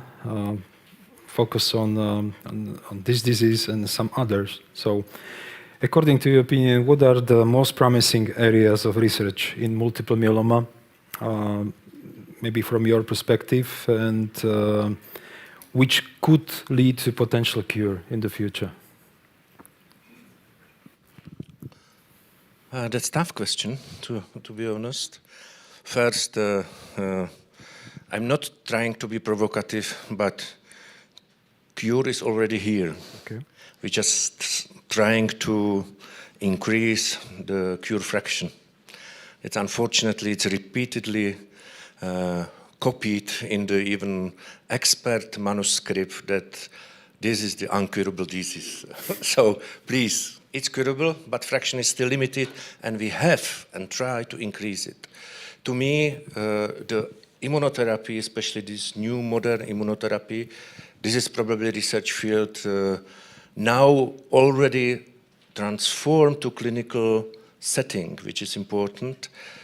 For the future, it's very difficult to be focused on something, but probably if we will more understand generally cancerogenesis of this disease, that probably would be some hit which we can attack by new treatment modalities in the future. Thank you. You can still use the Slido for the questions if you want, or you can raise your hands. And my second question for you is, we look at the patients. Patients will play a big role also on this event after this panel and after several presentations. So how to maybe improve the quality of life in this kind of treatment, especially considering the long-term management? I think you showed us that maybe some steps how to improve that. Actually, for me, are 2-point criticals. First, there is no connection about early diagnosis and prognosis. There is no connection. But there is really strong connection with early diagnosis and quality of life. Why? It's completely different for you if you have 3 vertebral fracture, if you have to receive dialysis twice weekly, which is one of the reasons of delay diagnosis. So this is one point. It's critical. And second to me, and now the dogma and concept of treatment strategy in myeloma finally is changing. We are not more saying probably that we need continuous therapy until progression. Why? Because, in past, when the progression-free survival was 1 year, 2 years, okay, it worked. Now we have treatment, combination triplets, progression-free survival is 6 years or 5 years. Come on, nobody from patients can accept triplets of strong, intensive treatment combination for 6 years. Usually it takes no more than 3 years, and then the therapy is generally stopped. So to me, increase the quality of life of our patient is create treatment-free window, which naturally happen because we are using such effective therapy that patients are basically in deep remission, and it's not probably needed other therapy. It's still, negotiated. It's still under investigation, but this is the way when we going. Mm-hmm. I think this was also partly the answer to the question we saw in the Slido, that in your opinion, what are the key challenges in achieving long-term remission or cure for, we discussed the cure for multiple myeloma. So if you want something to add to the long-term remission, you can, but I think you just mentioned that. Yeah, I mentioned that it's important for us to have some, evidence-based data. So now still are not finalized that we can stop formally therapy. Because, on the one hand, there are still active the treatment which saying basically treatment until progression. But we know that probably 1/3 of our patient is in deep remission, and their perspective is really quite long, more than 10 years. So then we have to discuss with them to stop or not treatment. And it should be decision of patients because, we have to be protected. But generally, new therapy and new clinical trials are already designed for fixed time dose. So that's important. Thank you very much, Professor. We have also Professor Bila with us. She's the head of the ward of multiple myeloma from Serbia. So, is there a possibility for a cure, Professor? Well, before I answer your question, I would like to thank the organizer for the most kind invitation to participate today in this meeting. Well, as we heard from the talk of Professor Hayek, tremendous progress has been made for the past 20 years in the treatment of multiple myeloma. Starting from 2000 and introduction of the proteasome inhibitors, then immunomodulatory drugs, up to the 2015 and the immunotherapy, concept of immunotherapy, which completely opened the new era in the treatment of this disease, starting with monoclonal antibodies, bispecific antibodies, up to the CAR T cells. So how to choose and how to bring our patient to the cure, or at least functional cure. Well, from the perspective of the clinician, I can say that one size doesn't fit all.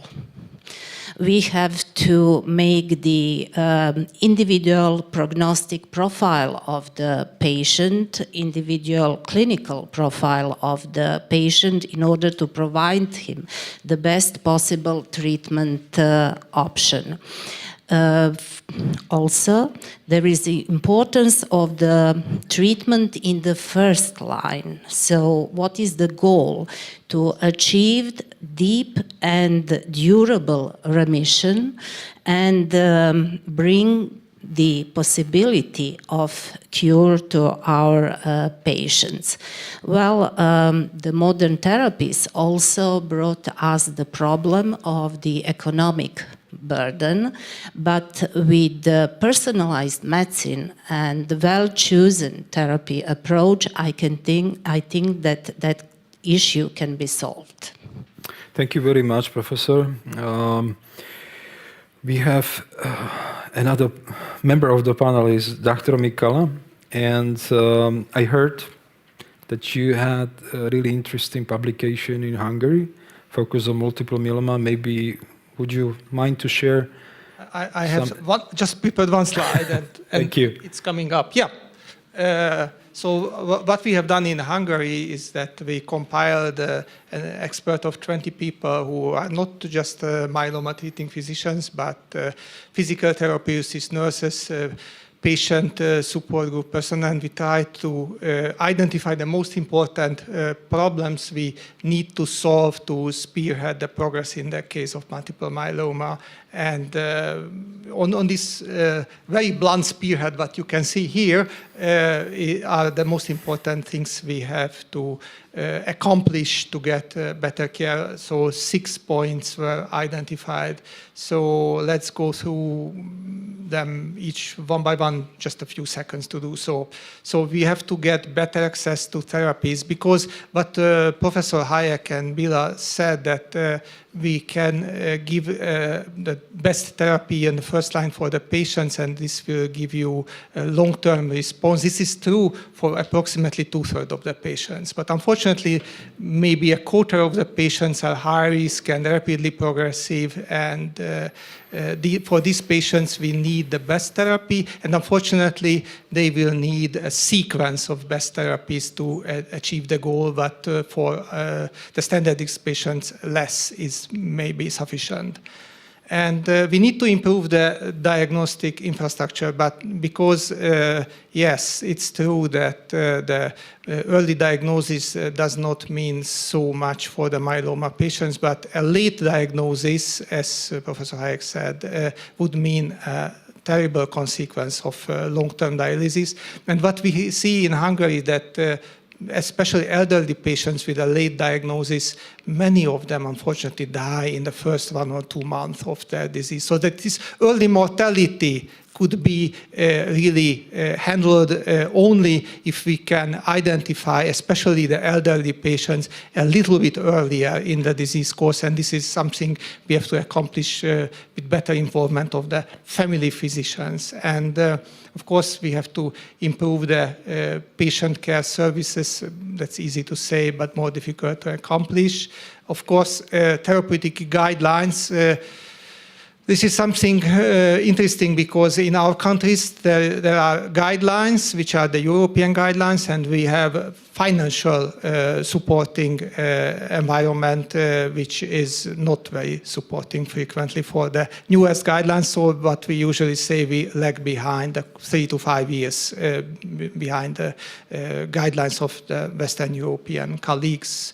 So we have to have professional training and to spread the information, especially for neurologists, nephrologists, rheumatologists, and family physicians, to think about myeloma earlier, to avoid the devastating consequences of the disease that has been discovered late. And of course, last but not least, we have to improve the patient support services and patient care. So these were the main consequences of our study, and published hopefully soon. Thank you very much, Dr. Mikala. So it's about the right treatment, the right patient, the right time, yeah? All three are very important. And then we have Kate Morgan with us. She's representing the patients with myeloma. So why patients in our regions do not have a chance for cure compared to Western countries? What do you think? Yeah, so I think just to comment on what the other panelists have said, I think over the past 10 years across Europe, we've seen myeloma transform from a life-limiting disease to a more treatable one. And this has largely been because we have access to innovative therapies, but we know that those survival benefits aren't uniform. And I think access to medicines, as you just pointed out, is the main reason for this. And I think Roman touched on this point, is that the cost and the affordability of the myeloma pathway and individual treatments is prohibitively expensive. So patients receive triple, quadruple combinations until progression, and then repeatedly over the course of their disease. And that, for many healthcare systems, is just too expensive. At MPE, we've mapped access across Europe to the 31 European Medicines Agency licensed therapies. And we have the data on search for maps on our Myeloma Access Atlas website. And what we really found is that Western countries, particularly Austria, France, and Germany, have access to nearly all newly licensed therapies, including CAR-T and bispecific antibodies, which are very innovative therapies in myeloma. So doctors in those countries can pick and choose the treatments flexibly. And as the previous speaker was saying, this is really important for sort of high-risk patients and patients who are sort of elderly and frail, because you're not treating them in a one-size-fits-all way. In Central and Eastern Europe, what our data shows is that countries like Slovenia do really well in terms of access. But across the board, we're seeing sort of variable and slow access to medicines, particularly in the newly diagnosed setting, where we have very variable access to the best therapies, which we know is really important for survival outcomes. And when patients relapse, there's often not much choice in terms of appropriate combination treatment to make sure that survival is kind of increased. So I think what we really need to do, and hopefully we'll be discussing this in the breakout sessions, is to think about how we tackle some of these access issues relating to affordability and cost, because the current system isn't really working for patients. So how do we price medicines appropriately? Are there alternative reimbursement models we could be exploring? And also, how do we work together as a community to sequence and optimize the pathways that we have in place? Because as Roman said, there is the cure is out there. So how do we use the therapies and approve them in a way that enables us to get there? And finally, one last point I wanted to make was that access to clinical trials across Central and Eastern Europe is a big issue in myeloma. We did a report recently which found that only 6% of myeloma global trials over the past 20 years opened in Central and Eastern Europe. And we have superstars in the region like Czech Republic that have really good access to trials, but other countries where we haven't had access to a single trial in 20 years. And the reasons behind this are complex, but generally what we see is the industry open in the big 5 countries in Europe, and they don't open where it's difficult. So if there's difficult regulatory or sort of bureaucratic barriers, and also where reimbursement is unlikely at the end. So this means for Central and Eastern Europe, we're not getting data from trials to support national approvals, and patients aren't benefiting from access. So I think access to medicines and clinical trials is a huge and sort of profound issue in the region that I think it would be great to speak about today in how we address these issues for patients. Thank you very much, Kate, for the important insights. I think that, for example, the data are important not just for the patients, but also for the regulators to define the best possible strategy for the future. Since we have like 7 minutes left, I have one question for both of you. If you would like to share with us what when you look at your countries and in Serbia and Hungary, what have been implemented to improve multiple myeloma treatments and outcomes in Serbia and in Hungary, please, Professor? How to solve the problem. So I had a slide about the accessibility of the accessibility to new treatment modalities for multiple myeloma in Balkan countries. And you may notice, sadly, that even first line is challenging for almost half of the countries in Balkan region. So how to solve this problem?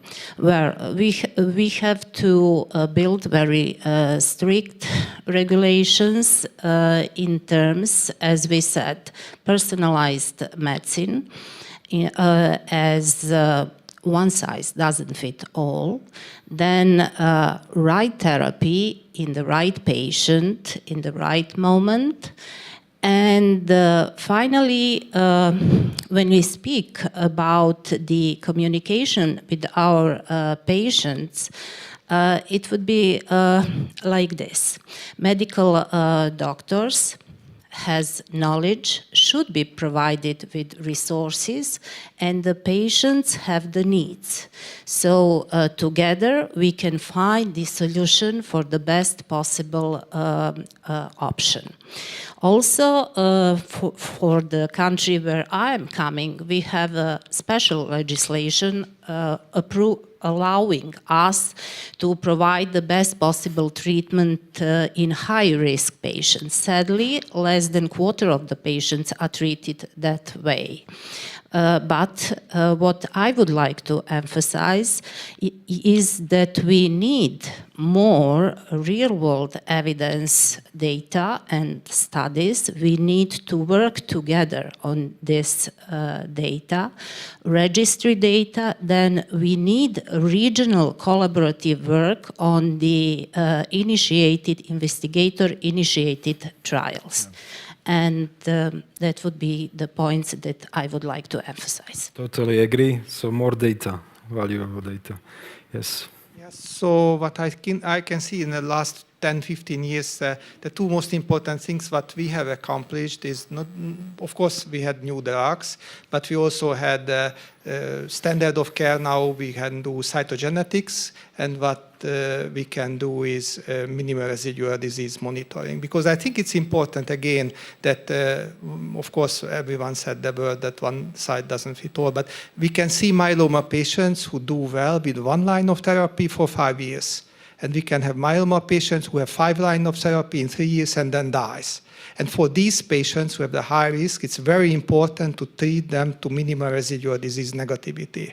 And now we have the means to achieve that and ways to detect it. And we should do that, and we should pursue it diligently. And I think this is something which we can do it now, and we have done it. And now we have to do it more universally, because now all this is available, at least in our country, in the major regional centers and not in the 19 small county hospitals. And I think this is something short-term we can have as a reasonable goal, to have it universally available, these two methodologies. And of course, everything can be built later on this platform. Thank you very much. Professor, you wanted to add something? Actually, you know, it's always about money, you know. So you have to talk with regulators, you have to pay, you have to talk with payers. It's always about money. And, you know, if I see the Czech Republic, and it would be generally in many other countries, the system is very conservative. I mean, we need help of some really specialists on pharmacoeconomy to help us to calculate the scenario different way as currently is. Cure is not implemented, and it completely changed scenario. If the 1/4 of patients will be cured with just one line, benefit to budget impact would be incredible. Nobody calculated. Yeah? Then we have some threshold is very low for cost effective. So the advocacy of regulators, we are not approved because threshold, it's above threshold. But in the same time, we know that this regimen is twice more potent, have twice more cure potential than all others, and it's still not approved. So it's has to be changed. Probably the models which are used with regulators are 10, 20 years old, and it not reflect reality. And development, so rapid development in this field. That's my suggestion, and I want to encourage all pharmacoeconomists to be focused on. Yeah, thank you, Professor. As a health economist, we should talk more. Thank you for this insight. And maybe last question for the Kate. Morgan, how can patients advocacy organizations collaborate with healthcare professionals and researchers to enhance the overall care landscape for multiple myeloma? So I think in terms of collaboration with the clinical community, I think there's a huge potential to work together to identify sort of best practice. And this is something we've discussed with the European Myeloma Network and with stakeholders like Roman, where we have really good examples in Central and Eastern Europe of access to trials, for example, in how do we sort of identify those areas of best practice and make sure that we're able to work with countries that maybe don't have that capacity at present to develop their ability to implement clinical trials, for example. I also think that the conversation today around access and real-world evidence and the challenges that we have in myeloma, I think it's really important to have kind of open and honest discussions about the challenges that we're facing, generating data on sort of access and approvals, and making sure that we collaborate to have a shared voice on how we address some of these issues, because they're really complex and no one has the correct answer. And I think that that discussing the challenges is really important. And over the past 10 years, I've seen huge leaps in collaboration between the clinical and patient community. And I think that will only increase. But it shouldn't just be patients and clinicians that collaborate. It should be payers and researchers and other stakeholders to make sure that we're all working in the direction that improves outcomes for patients. Thank you very much, Kate. And this was the last remark of our panel. So thank you, Professor Hayek, Professor Bila, Dr. Mikala, and Kate Morgan.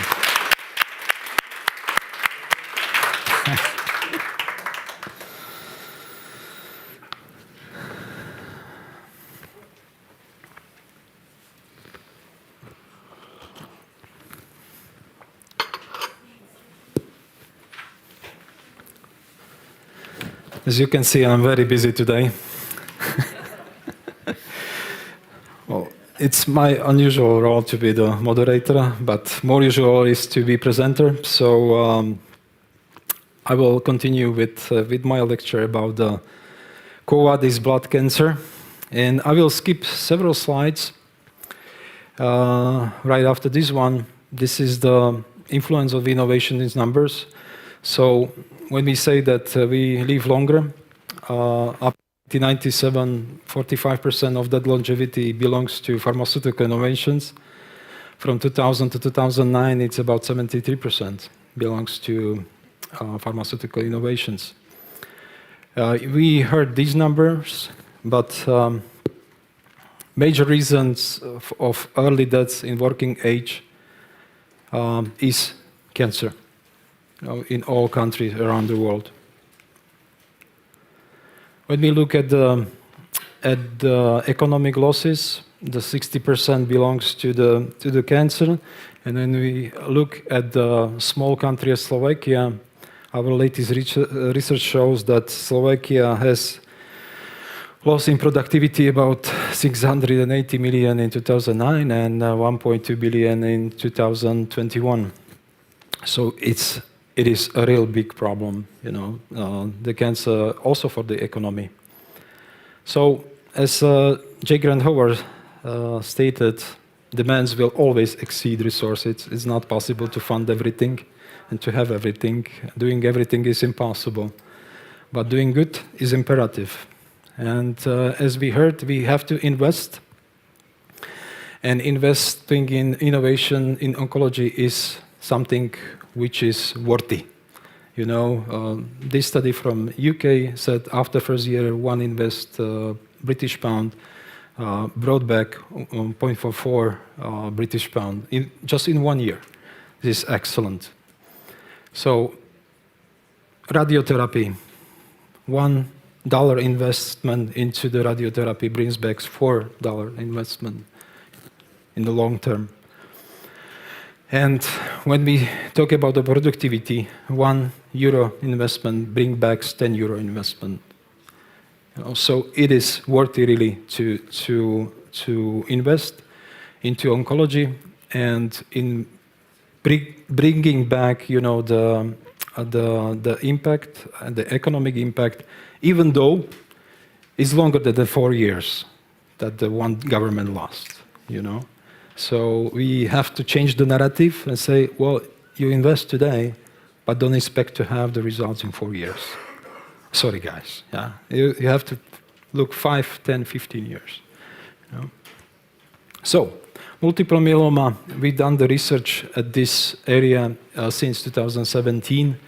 We started with the direct cost. We found out that from the early diagnosis to death of the patient, it costs in Slovakia around €400,000. Then we included the indirect cost. And then I would like to present the new data we have from Slovakia. So when we looked at the primary care costs, and in 2014 there were €1.8 million, which were coming from the health insurance companies to treat the patients with the multiple myeloma. And we see almost 5 time increase into 2022. However, when we look at this, it's 30% of the total cost for the multiple myeloma, and it was 10% of total cost in the 2014. So it's dramatically changed, and I will explain later. Drugs, there was only modest increase since 2014, it's 10 years, from €11 million to €13 million, and the percentage of the total spending came down from 65% to 52%, which is also very interesting to see. The inpatient spending, that means hospitalization, to have the patients in the hospital, is the most dramatic decrease I ever seen in any diagnosis. So, and it's continual, I think, since 2017 or 18. So from 3.9 million to 2.7 million, and it was 30% decrease. And if in, in 2014, it was 23% of total costs for the patients, which are coming from the health insurance companies, it was to 10%. So it's very interesting to see. We looked at the indirect costs. So I cannot show you all the results, it's impossible in a few minutes. So you can see it's 42% decrease in number of days spent on the sick leaves with the patients with multiple myeloma. This is the exact number for Slovakia. So from almost 18,000 in 2010 to 10,000 in 2022. Then years of potential life lost. We see the increase, unfortunately, but decrease from 2019. We don't know why. That's why we have to continue with our research for several next years. But we have very good news in years of potential productive life lost. We all know the multiple myeloma is mostly the disease of older people or the people in the retirement, but we saw that more and more percentage of the new patients are coming also from the productive age groups. And we see continual decrease in years of potential productive life lost in multiple myeloma since 2010 or 2009, which is very good news. So, we invest more into diagnostic and we treat better. We can see it in the increase of primary care costs. We can see it in the increase of cost or spends on drugs. These are not the cost, these are the investments. It's normal to invest more and more and more. So the basic policy for each government should be not decide if, but decide how much should we increase the budget for the drugs, for example. And usually it's somewhere between 3 to 7% per year. It doesn't happen in Slovakia yet, but hopefully it will. The leader in cost growth is not drugs. So every politician is talking about drugs. They're so expensive, we don't need them. Are they effective? Are the patients need them, really? Yes, they do. And you have to think about it from the perspective of value. The hospitalization costs are falling dramatically. Once again, I didn't see this kind of fall anywhere. So if this will continue to 2030, we will spend on hospitalization in Slovakia around 400,000 euro. Reduced sick leave cost is excellent news for productivity. Definitely, the life or potential life years of life lost, we have an increase, but decline from 2020, and we don't know why. Is the hit of the new trend, or is there some COVID effect? We don't know. So we'll definitely look into it in the next years. But we have productive life lost, have excellent decline, 23%, even 51% in women, which is something we need to discuss with the specialist and to talk about why the women and why only 6% decline in men. So long-term downward trend, its impact on high quality and comprehensive care as cancer incidence increases. So at the end, what to say is that I think the short-term results suggest that the long-term investment into cancer field will be definitely effective. I'm saying this because there are so many studies that prove this concept. And it will bring benefits in terms of economic returns as well as health returns. Thank you.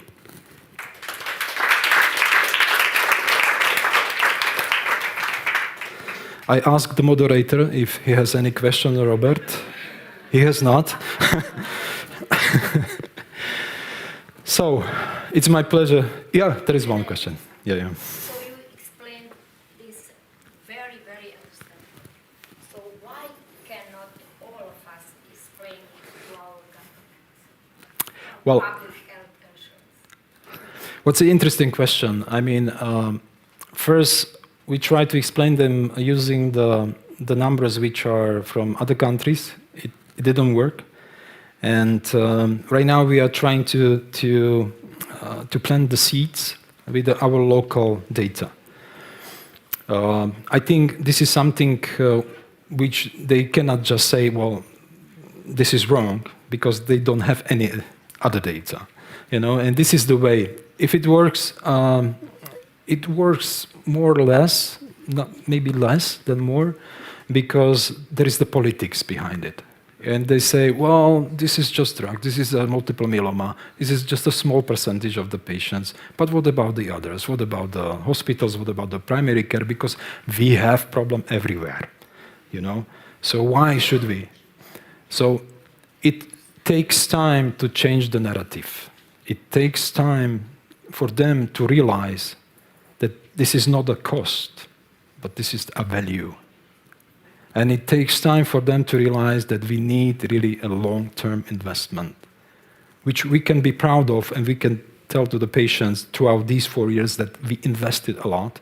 You will not see this probably in the next year, but we put solid foundations for the future. But it needs the change in the thinking, and it doesn't happen overnight, to be honest. So it's a really tough job, but we need to be really sticking with it, and show them and talk to them, and explain. A question from me as well. You explained. For online participants. You explained in quite detail where the increase is not coming from. Can you enlighten us about where the increase in cost is coming from? What are the major, where is the problem of increasing cost in myeloma? Is just patient numbers and surviving longer, or what is the basis for the increase in cost? The critical base for increase is it's more patients and the more costly diagnostics, definitely, because the crucial increase is in primary care settings, so where the patients come first. So this is the one, and of course the drugs. We have more expensive, and we will have more expensive drugs. So if you could see that they account for 30 million euro per year, so which is one of the highest number in Slovakia. So definitely these are three components which are crucial. But we need, and we will not see the decrease in drugs, never.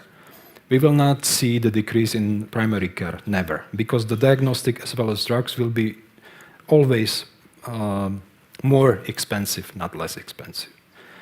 So these are the key components of the key driver of the costs.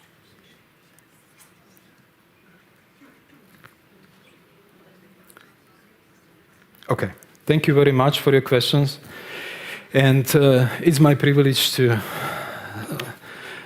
give the floor to Gerard from The Economist, and the floor is yours. Thank you, Prof. Fabella. Hello, my name is Gerard Dunleavy. I'm a manager at the health policy team at Economist Impact, and it's my pleasure to be here today as part of this important conversation. I'm going to walk you through a research program that's currently ongoing that we're doing. The research is supported by Janssen, but it's independently conducted by our team at Economist Impact. And thank you to Janssen and to Globsec for organising this event today and to be part of the conversation. Okay, so just a little description of Economist Impact. We are part of the Economist Group. Our sister organization, or more famous sister, is The Economist magazine, and we're the health policy and research arm within The Economist Group. So what we do is produce evidence-based insights and analysis, and that's combined with the creativity and the amplification capabilities of a media brand to produce deliverables, outputs, reports that deliver world-changing impact, hence the name Economist Impact. So I'm going to walk you through the overview of the research, what we're doing at the moment, and some of the initial results. Some of the results that you're going to hear now were presented earlier, so in a way I apologize because it will be repetition.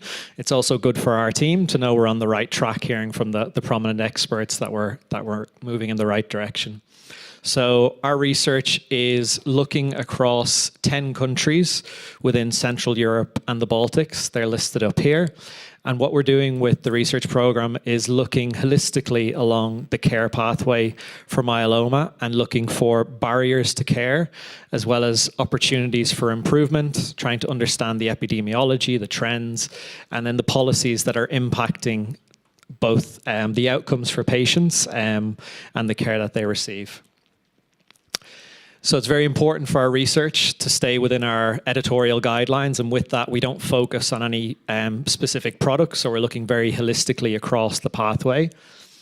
And then I'll mention the stakeholder focus on the next slide. So what we're doing with our research, we've just conducted a literature review. We're also going to have some expert engagement, so we're going to have a 2 to 3 hour expert panel meeting with people virtually from experts across the region.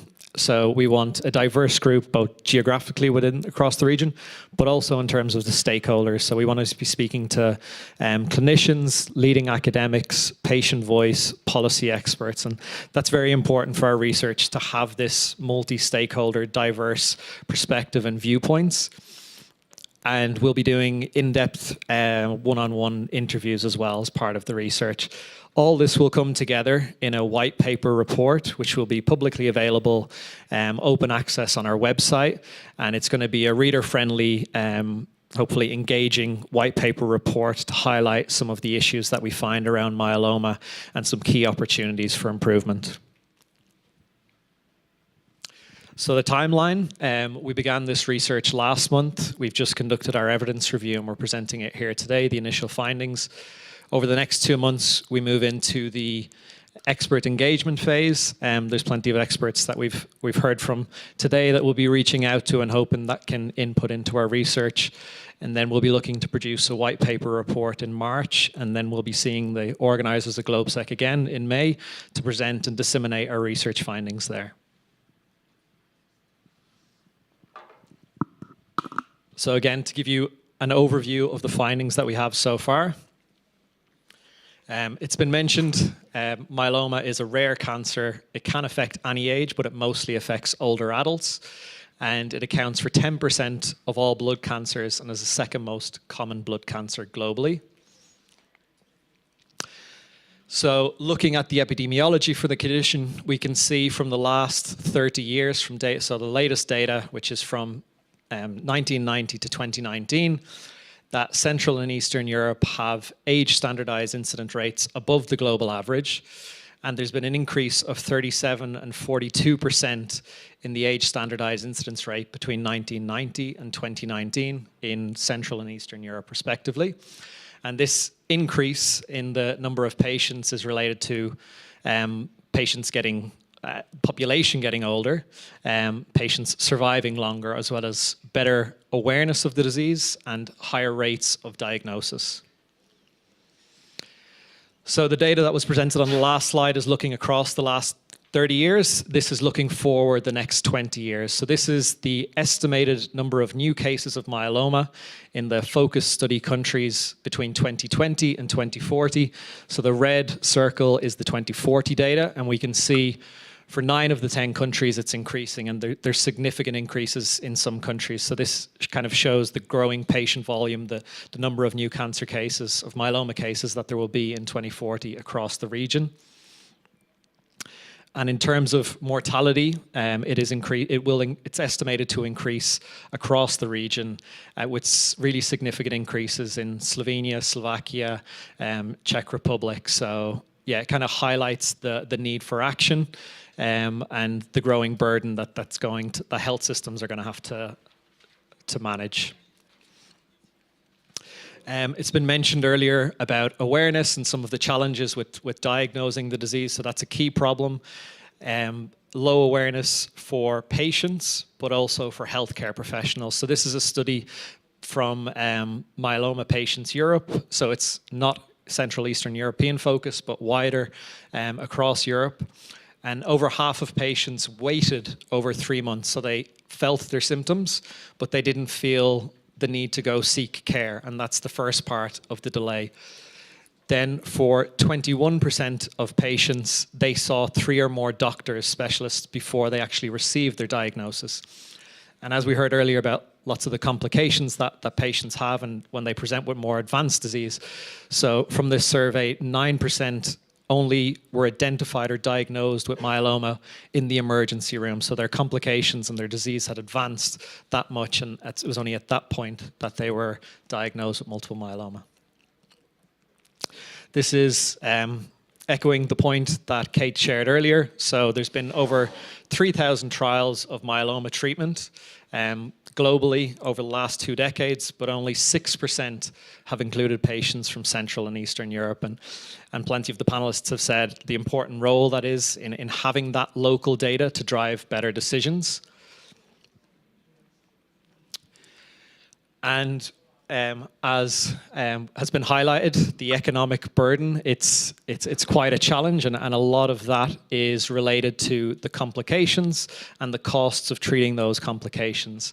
So delays in diagnosis cause patients to present with more severe symptoms and complications, such as fractures, kidney failure, and neurological conditions, by the time they present to a hematologist. And these complications necessitate hospitalization, expensive therapies, prolonged rehabilitation, which results in significant morbidity to the patients, but also huge costs to the patients and to the health system.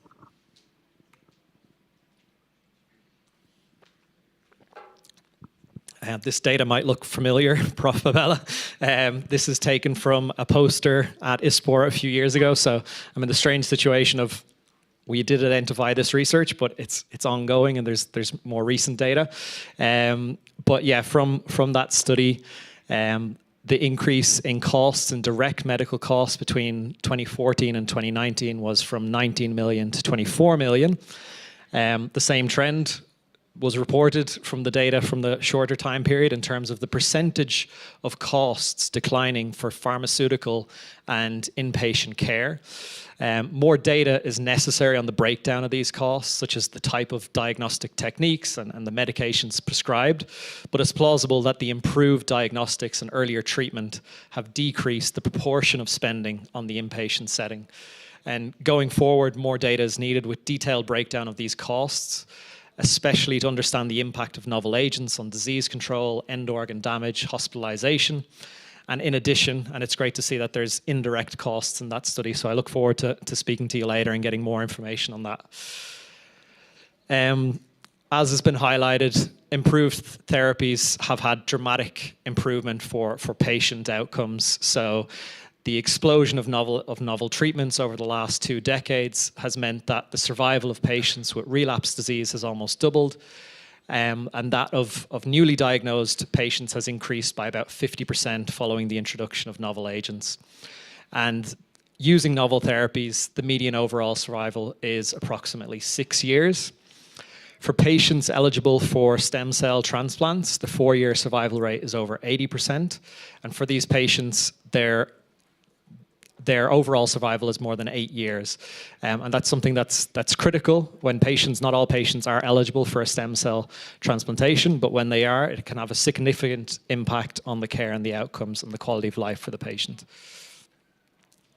So while there has been this dramatic improvement in treatments and options available, it hasn't been universally shared. The outcomes and the care has not been felt, as we've heard, in this region as much as it potentially could be. So real world evidence has shown significant difference in clinical care for myeloma between Central and Eastern European countries and that of Western Europe.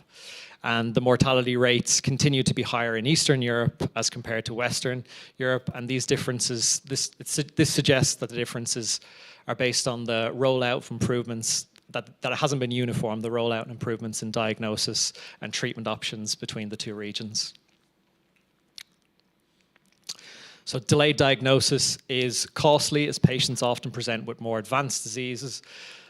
It is complicated and difficult to diagnose patients. Part of the reason for that there is such delayed diagnosis is the non-specific nature of symptoms, the waiting times to see a GP, and specialist evaluation.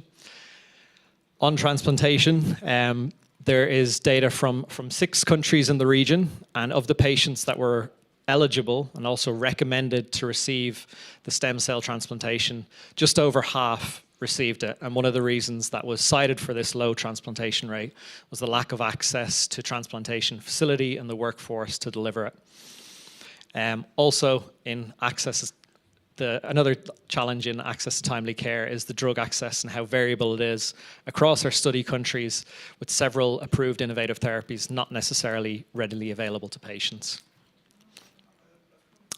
And to summarize, so this is just the initial phase of our research, and the initial findings suggest that the burden of myeloma in the region, both in terms of incidence and mortality, is increasing. As also shared earlier, the economic impact is not well studied, and that's critically important to inform better decisions and truly understand the value of investment in better care. There is a lack of clinical trials in the region due to administrative challenges, a lack of workforce, poor standardization of treatment, and access to different novel agents, which are often the backbone of innovative treatments. And then lastly, the several gaps that are evident across the pathway. So diagnostic delays, they're common, as mentioned, because of the symptoms often mimicking common benign illnesses of the elderly. But also the access to novel treatments and transplantation are low within the region, and that has a negative impact on care. It provides suboptimal care and also lags Western Europe in terms of treatment capacity. thank you for the opportunity to share that with you.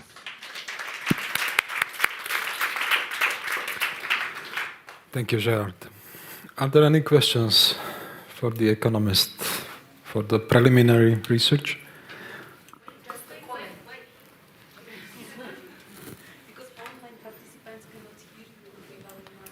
I have just a comment regarding autologous stem cell transplant. So if you really mean on patients who are eligible for autologous stem cell transplantation, for example, in Croatia, over 90% of patients who are eligible actually do procedures. So I don't know where these data are from. So I think it is the similar in Czech Republic, even in Slovakia. So. Okay, no, thank you for saying. This is the initial part, so we do need to speak to experts, get additional information. This was from a published study, but we will definitely double check. But it also highlights perhaps the variation in some countries not having it. Yep.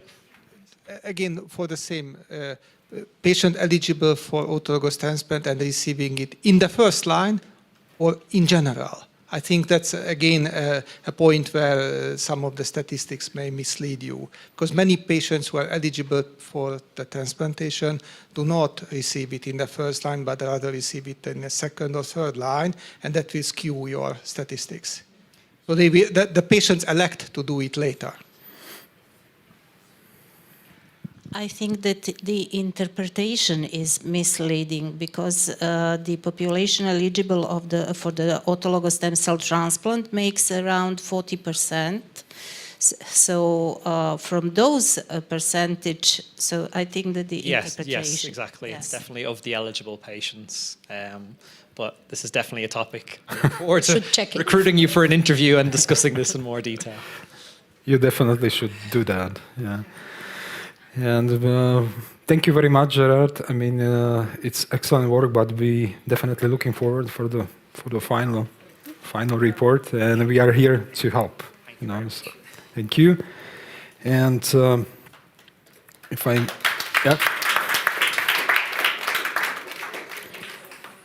my vision for multiple myeloma patient care across CEE. I would like to ask Mira Armour to present her presentation. Thank you. Can I have some water? Yeah. Sure.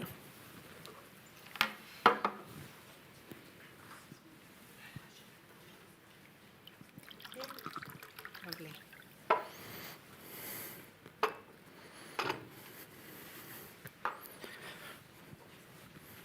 Does it work? Yes.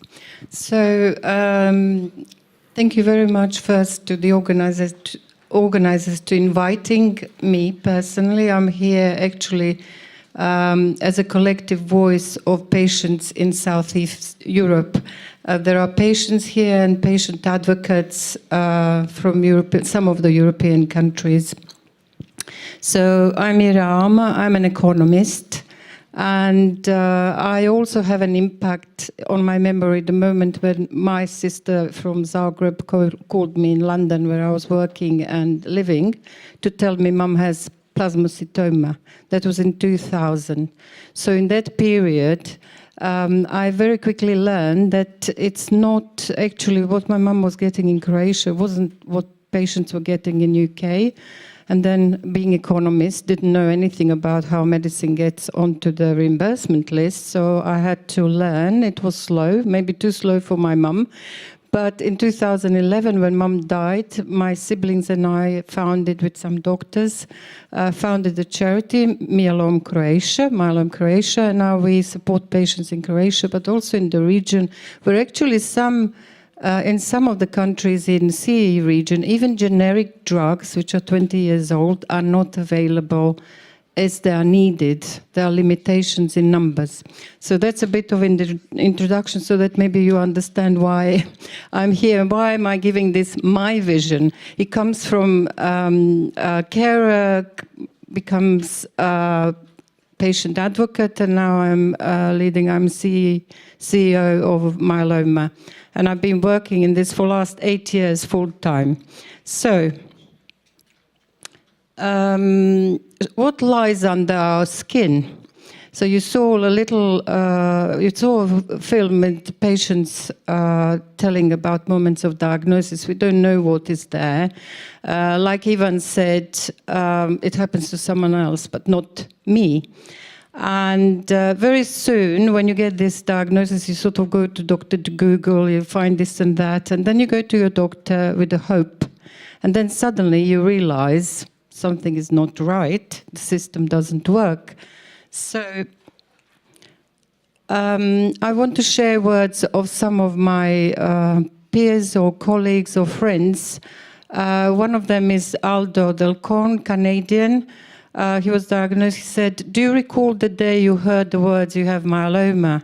I vividly recall that day in 2002 when I was told that I had an incurable disease I had never heard of and that I had 3 to 5 years to live. I remember being overwhelmed by feelings of fear, panic, dread, and above all, the feeling of aloneness. And I think that could be, if it happens to anyone, you or loved one, you can sort of empathize. What is it like?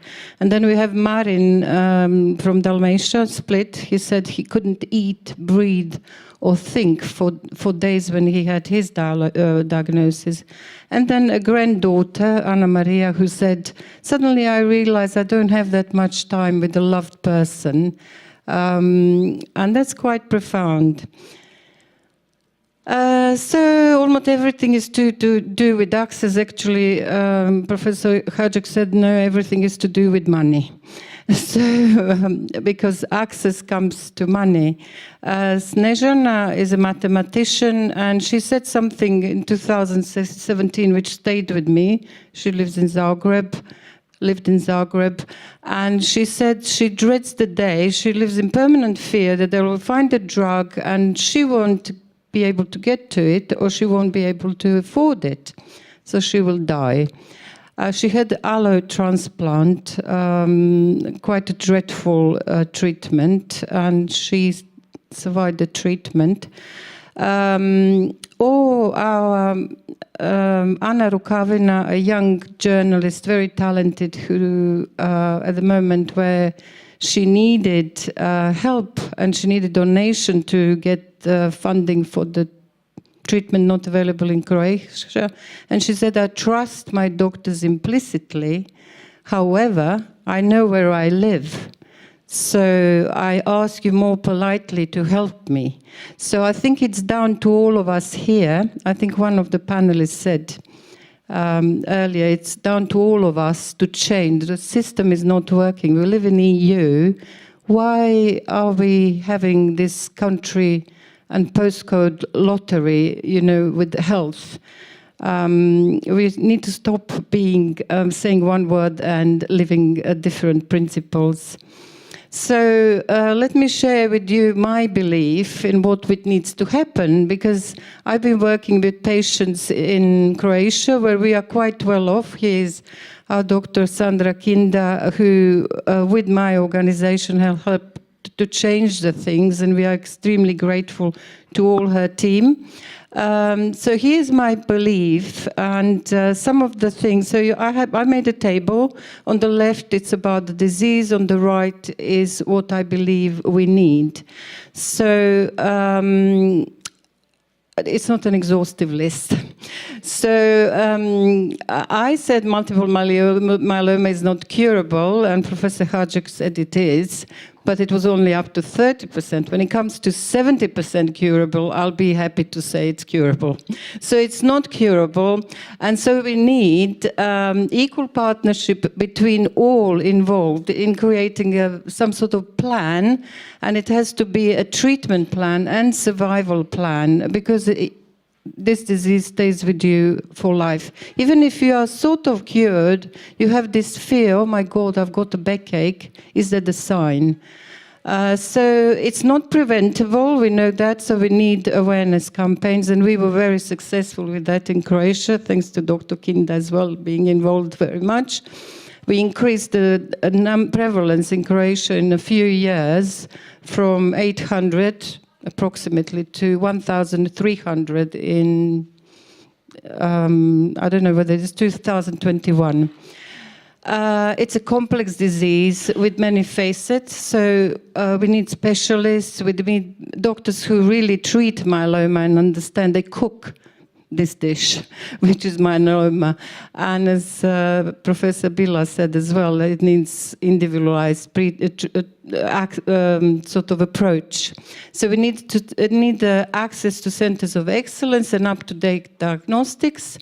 Myeloma is often confused with the signs and symptoms of aging and lifestyle. That happened to Ivan. He had a backache. He's 43 at the time. He went on a holiday with the family. His wife was pregnant 6 months, had a backache, came back to Zagreb, and a friend, radiologist, said, "Oh, go and do MRI." And they looked at the scan and they said, "Go to hematology immediately." Within 2 weeks, he was on a support machine. He had dialysis. He lost 9 centimeters of height in the period. So we need education in primary and secondary care, readiness to get and to give second opinion. And you need specialists. We need really, really good knowledge and well-trained doctors.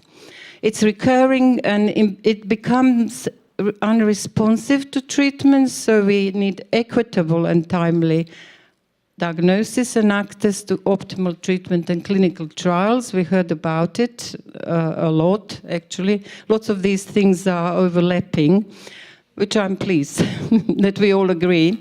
It's often debilitating, affecting mobility. We need more flexibility in where patients get their treatments. We need more home treatments, which they have in France, for instance, and even in UK with bortezomib. It's life-threatening with possible renal failure, so we need a long-term care plan. Again, access to multidisciplinary teams. It's a cancer of the immune system, so we need a good standard of supportive care. So it affects all aspects of patient life, so we need a really good personal care, support plan, and that's from the moment of diagnosis to the end of life, hopefully a long one. It changes dynamic in, if we didn't have family life, you can imagine Jelena and Ivan, the baby got born 3 months after diagnosis, it was COVID, he had transplant, children go, the little 4-year-old goes to the nursery, he comes back with all sorts of bugs, dad can't walk, I mean a nightmare. And it's very financially toxic. And in countries where you don't have access to a first line of these treatments like PIs, proteasome inhibitors, patients travel from country to country to buy it. The patient's families travel, so it's a huge burden, not to talk about the second generation of novel treatments. So we need data on out-of-pocket costs and the cost to society, which Dr. Babela talked about.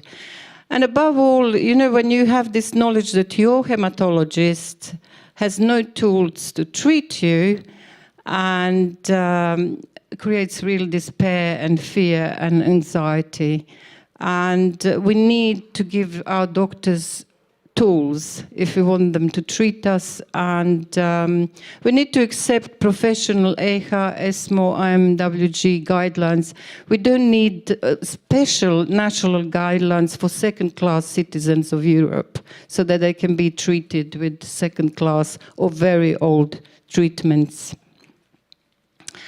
So multiple myeloma is becoming more and more treatable. Jelena here, who was pregnant when her husband got diagnosis, 6 months pregnant, she's saying, but we have so much more to experience and do. And thank God, 3 years on, this was this summer, they were on a family holiday.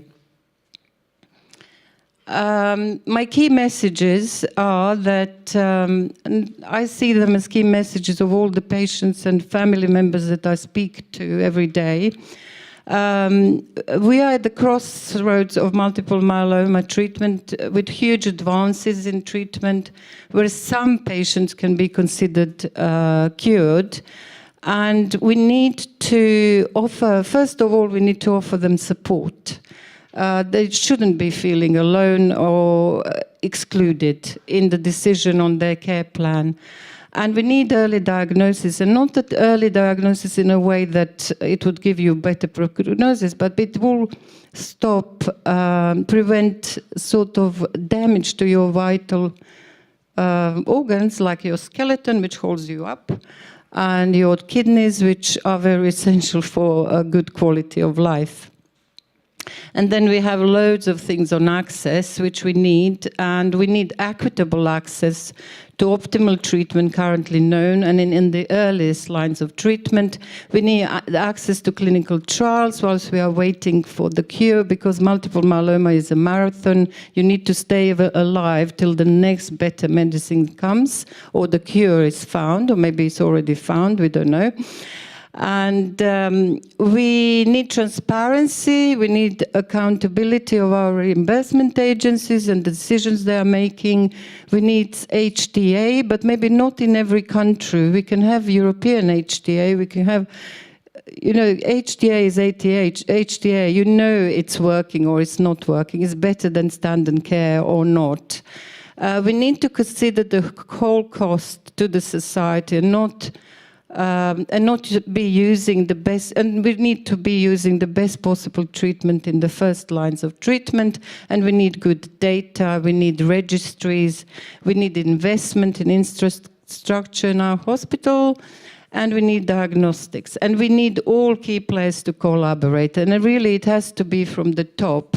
You can't expect small countries to solve the problem where we know that the system of pricing is actually quite unfair to the small countries, to low-income countries.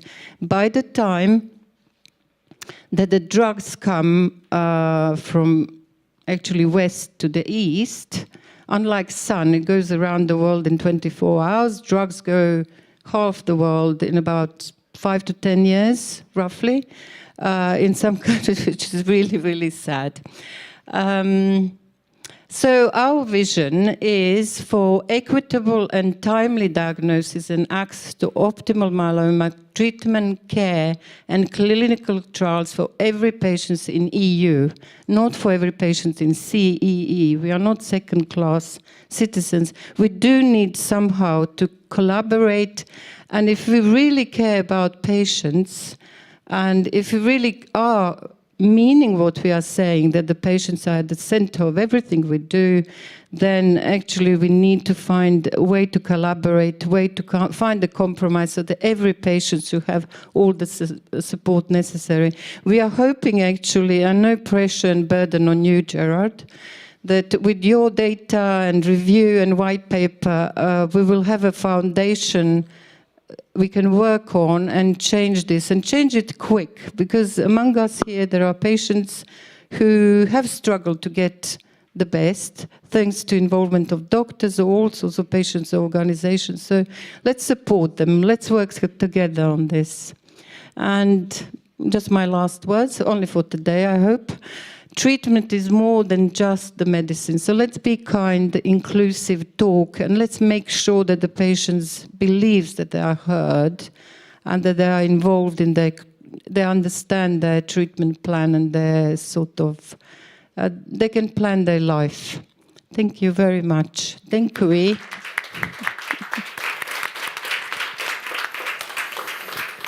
Thank you, Mrs. Armour, for the excellent presentation. Yeah, this is yours. Oh, that's mine. Don't keep it. Okay. Thank you. So, do we have any questions for the Armour?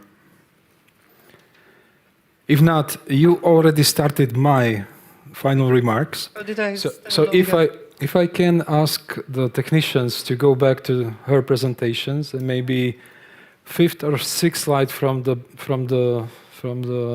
end.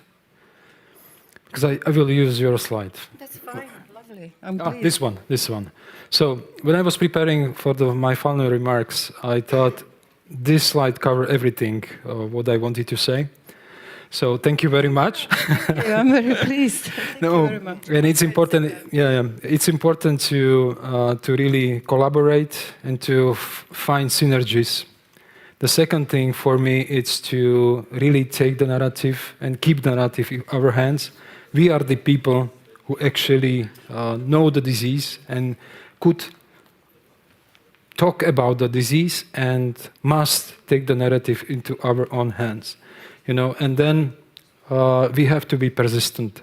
The change doesn't come over the night. It takes 10, 15 years. Sometimes we were talking about this during the break. We have to be consistent and wait for the moment when the right person in the right time and the right ministry will come and then make a change.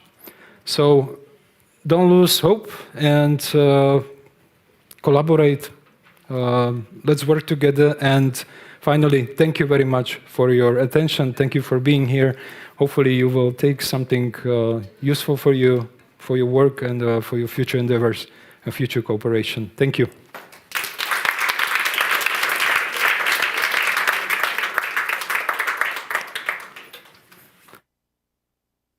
You have a lunch, so.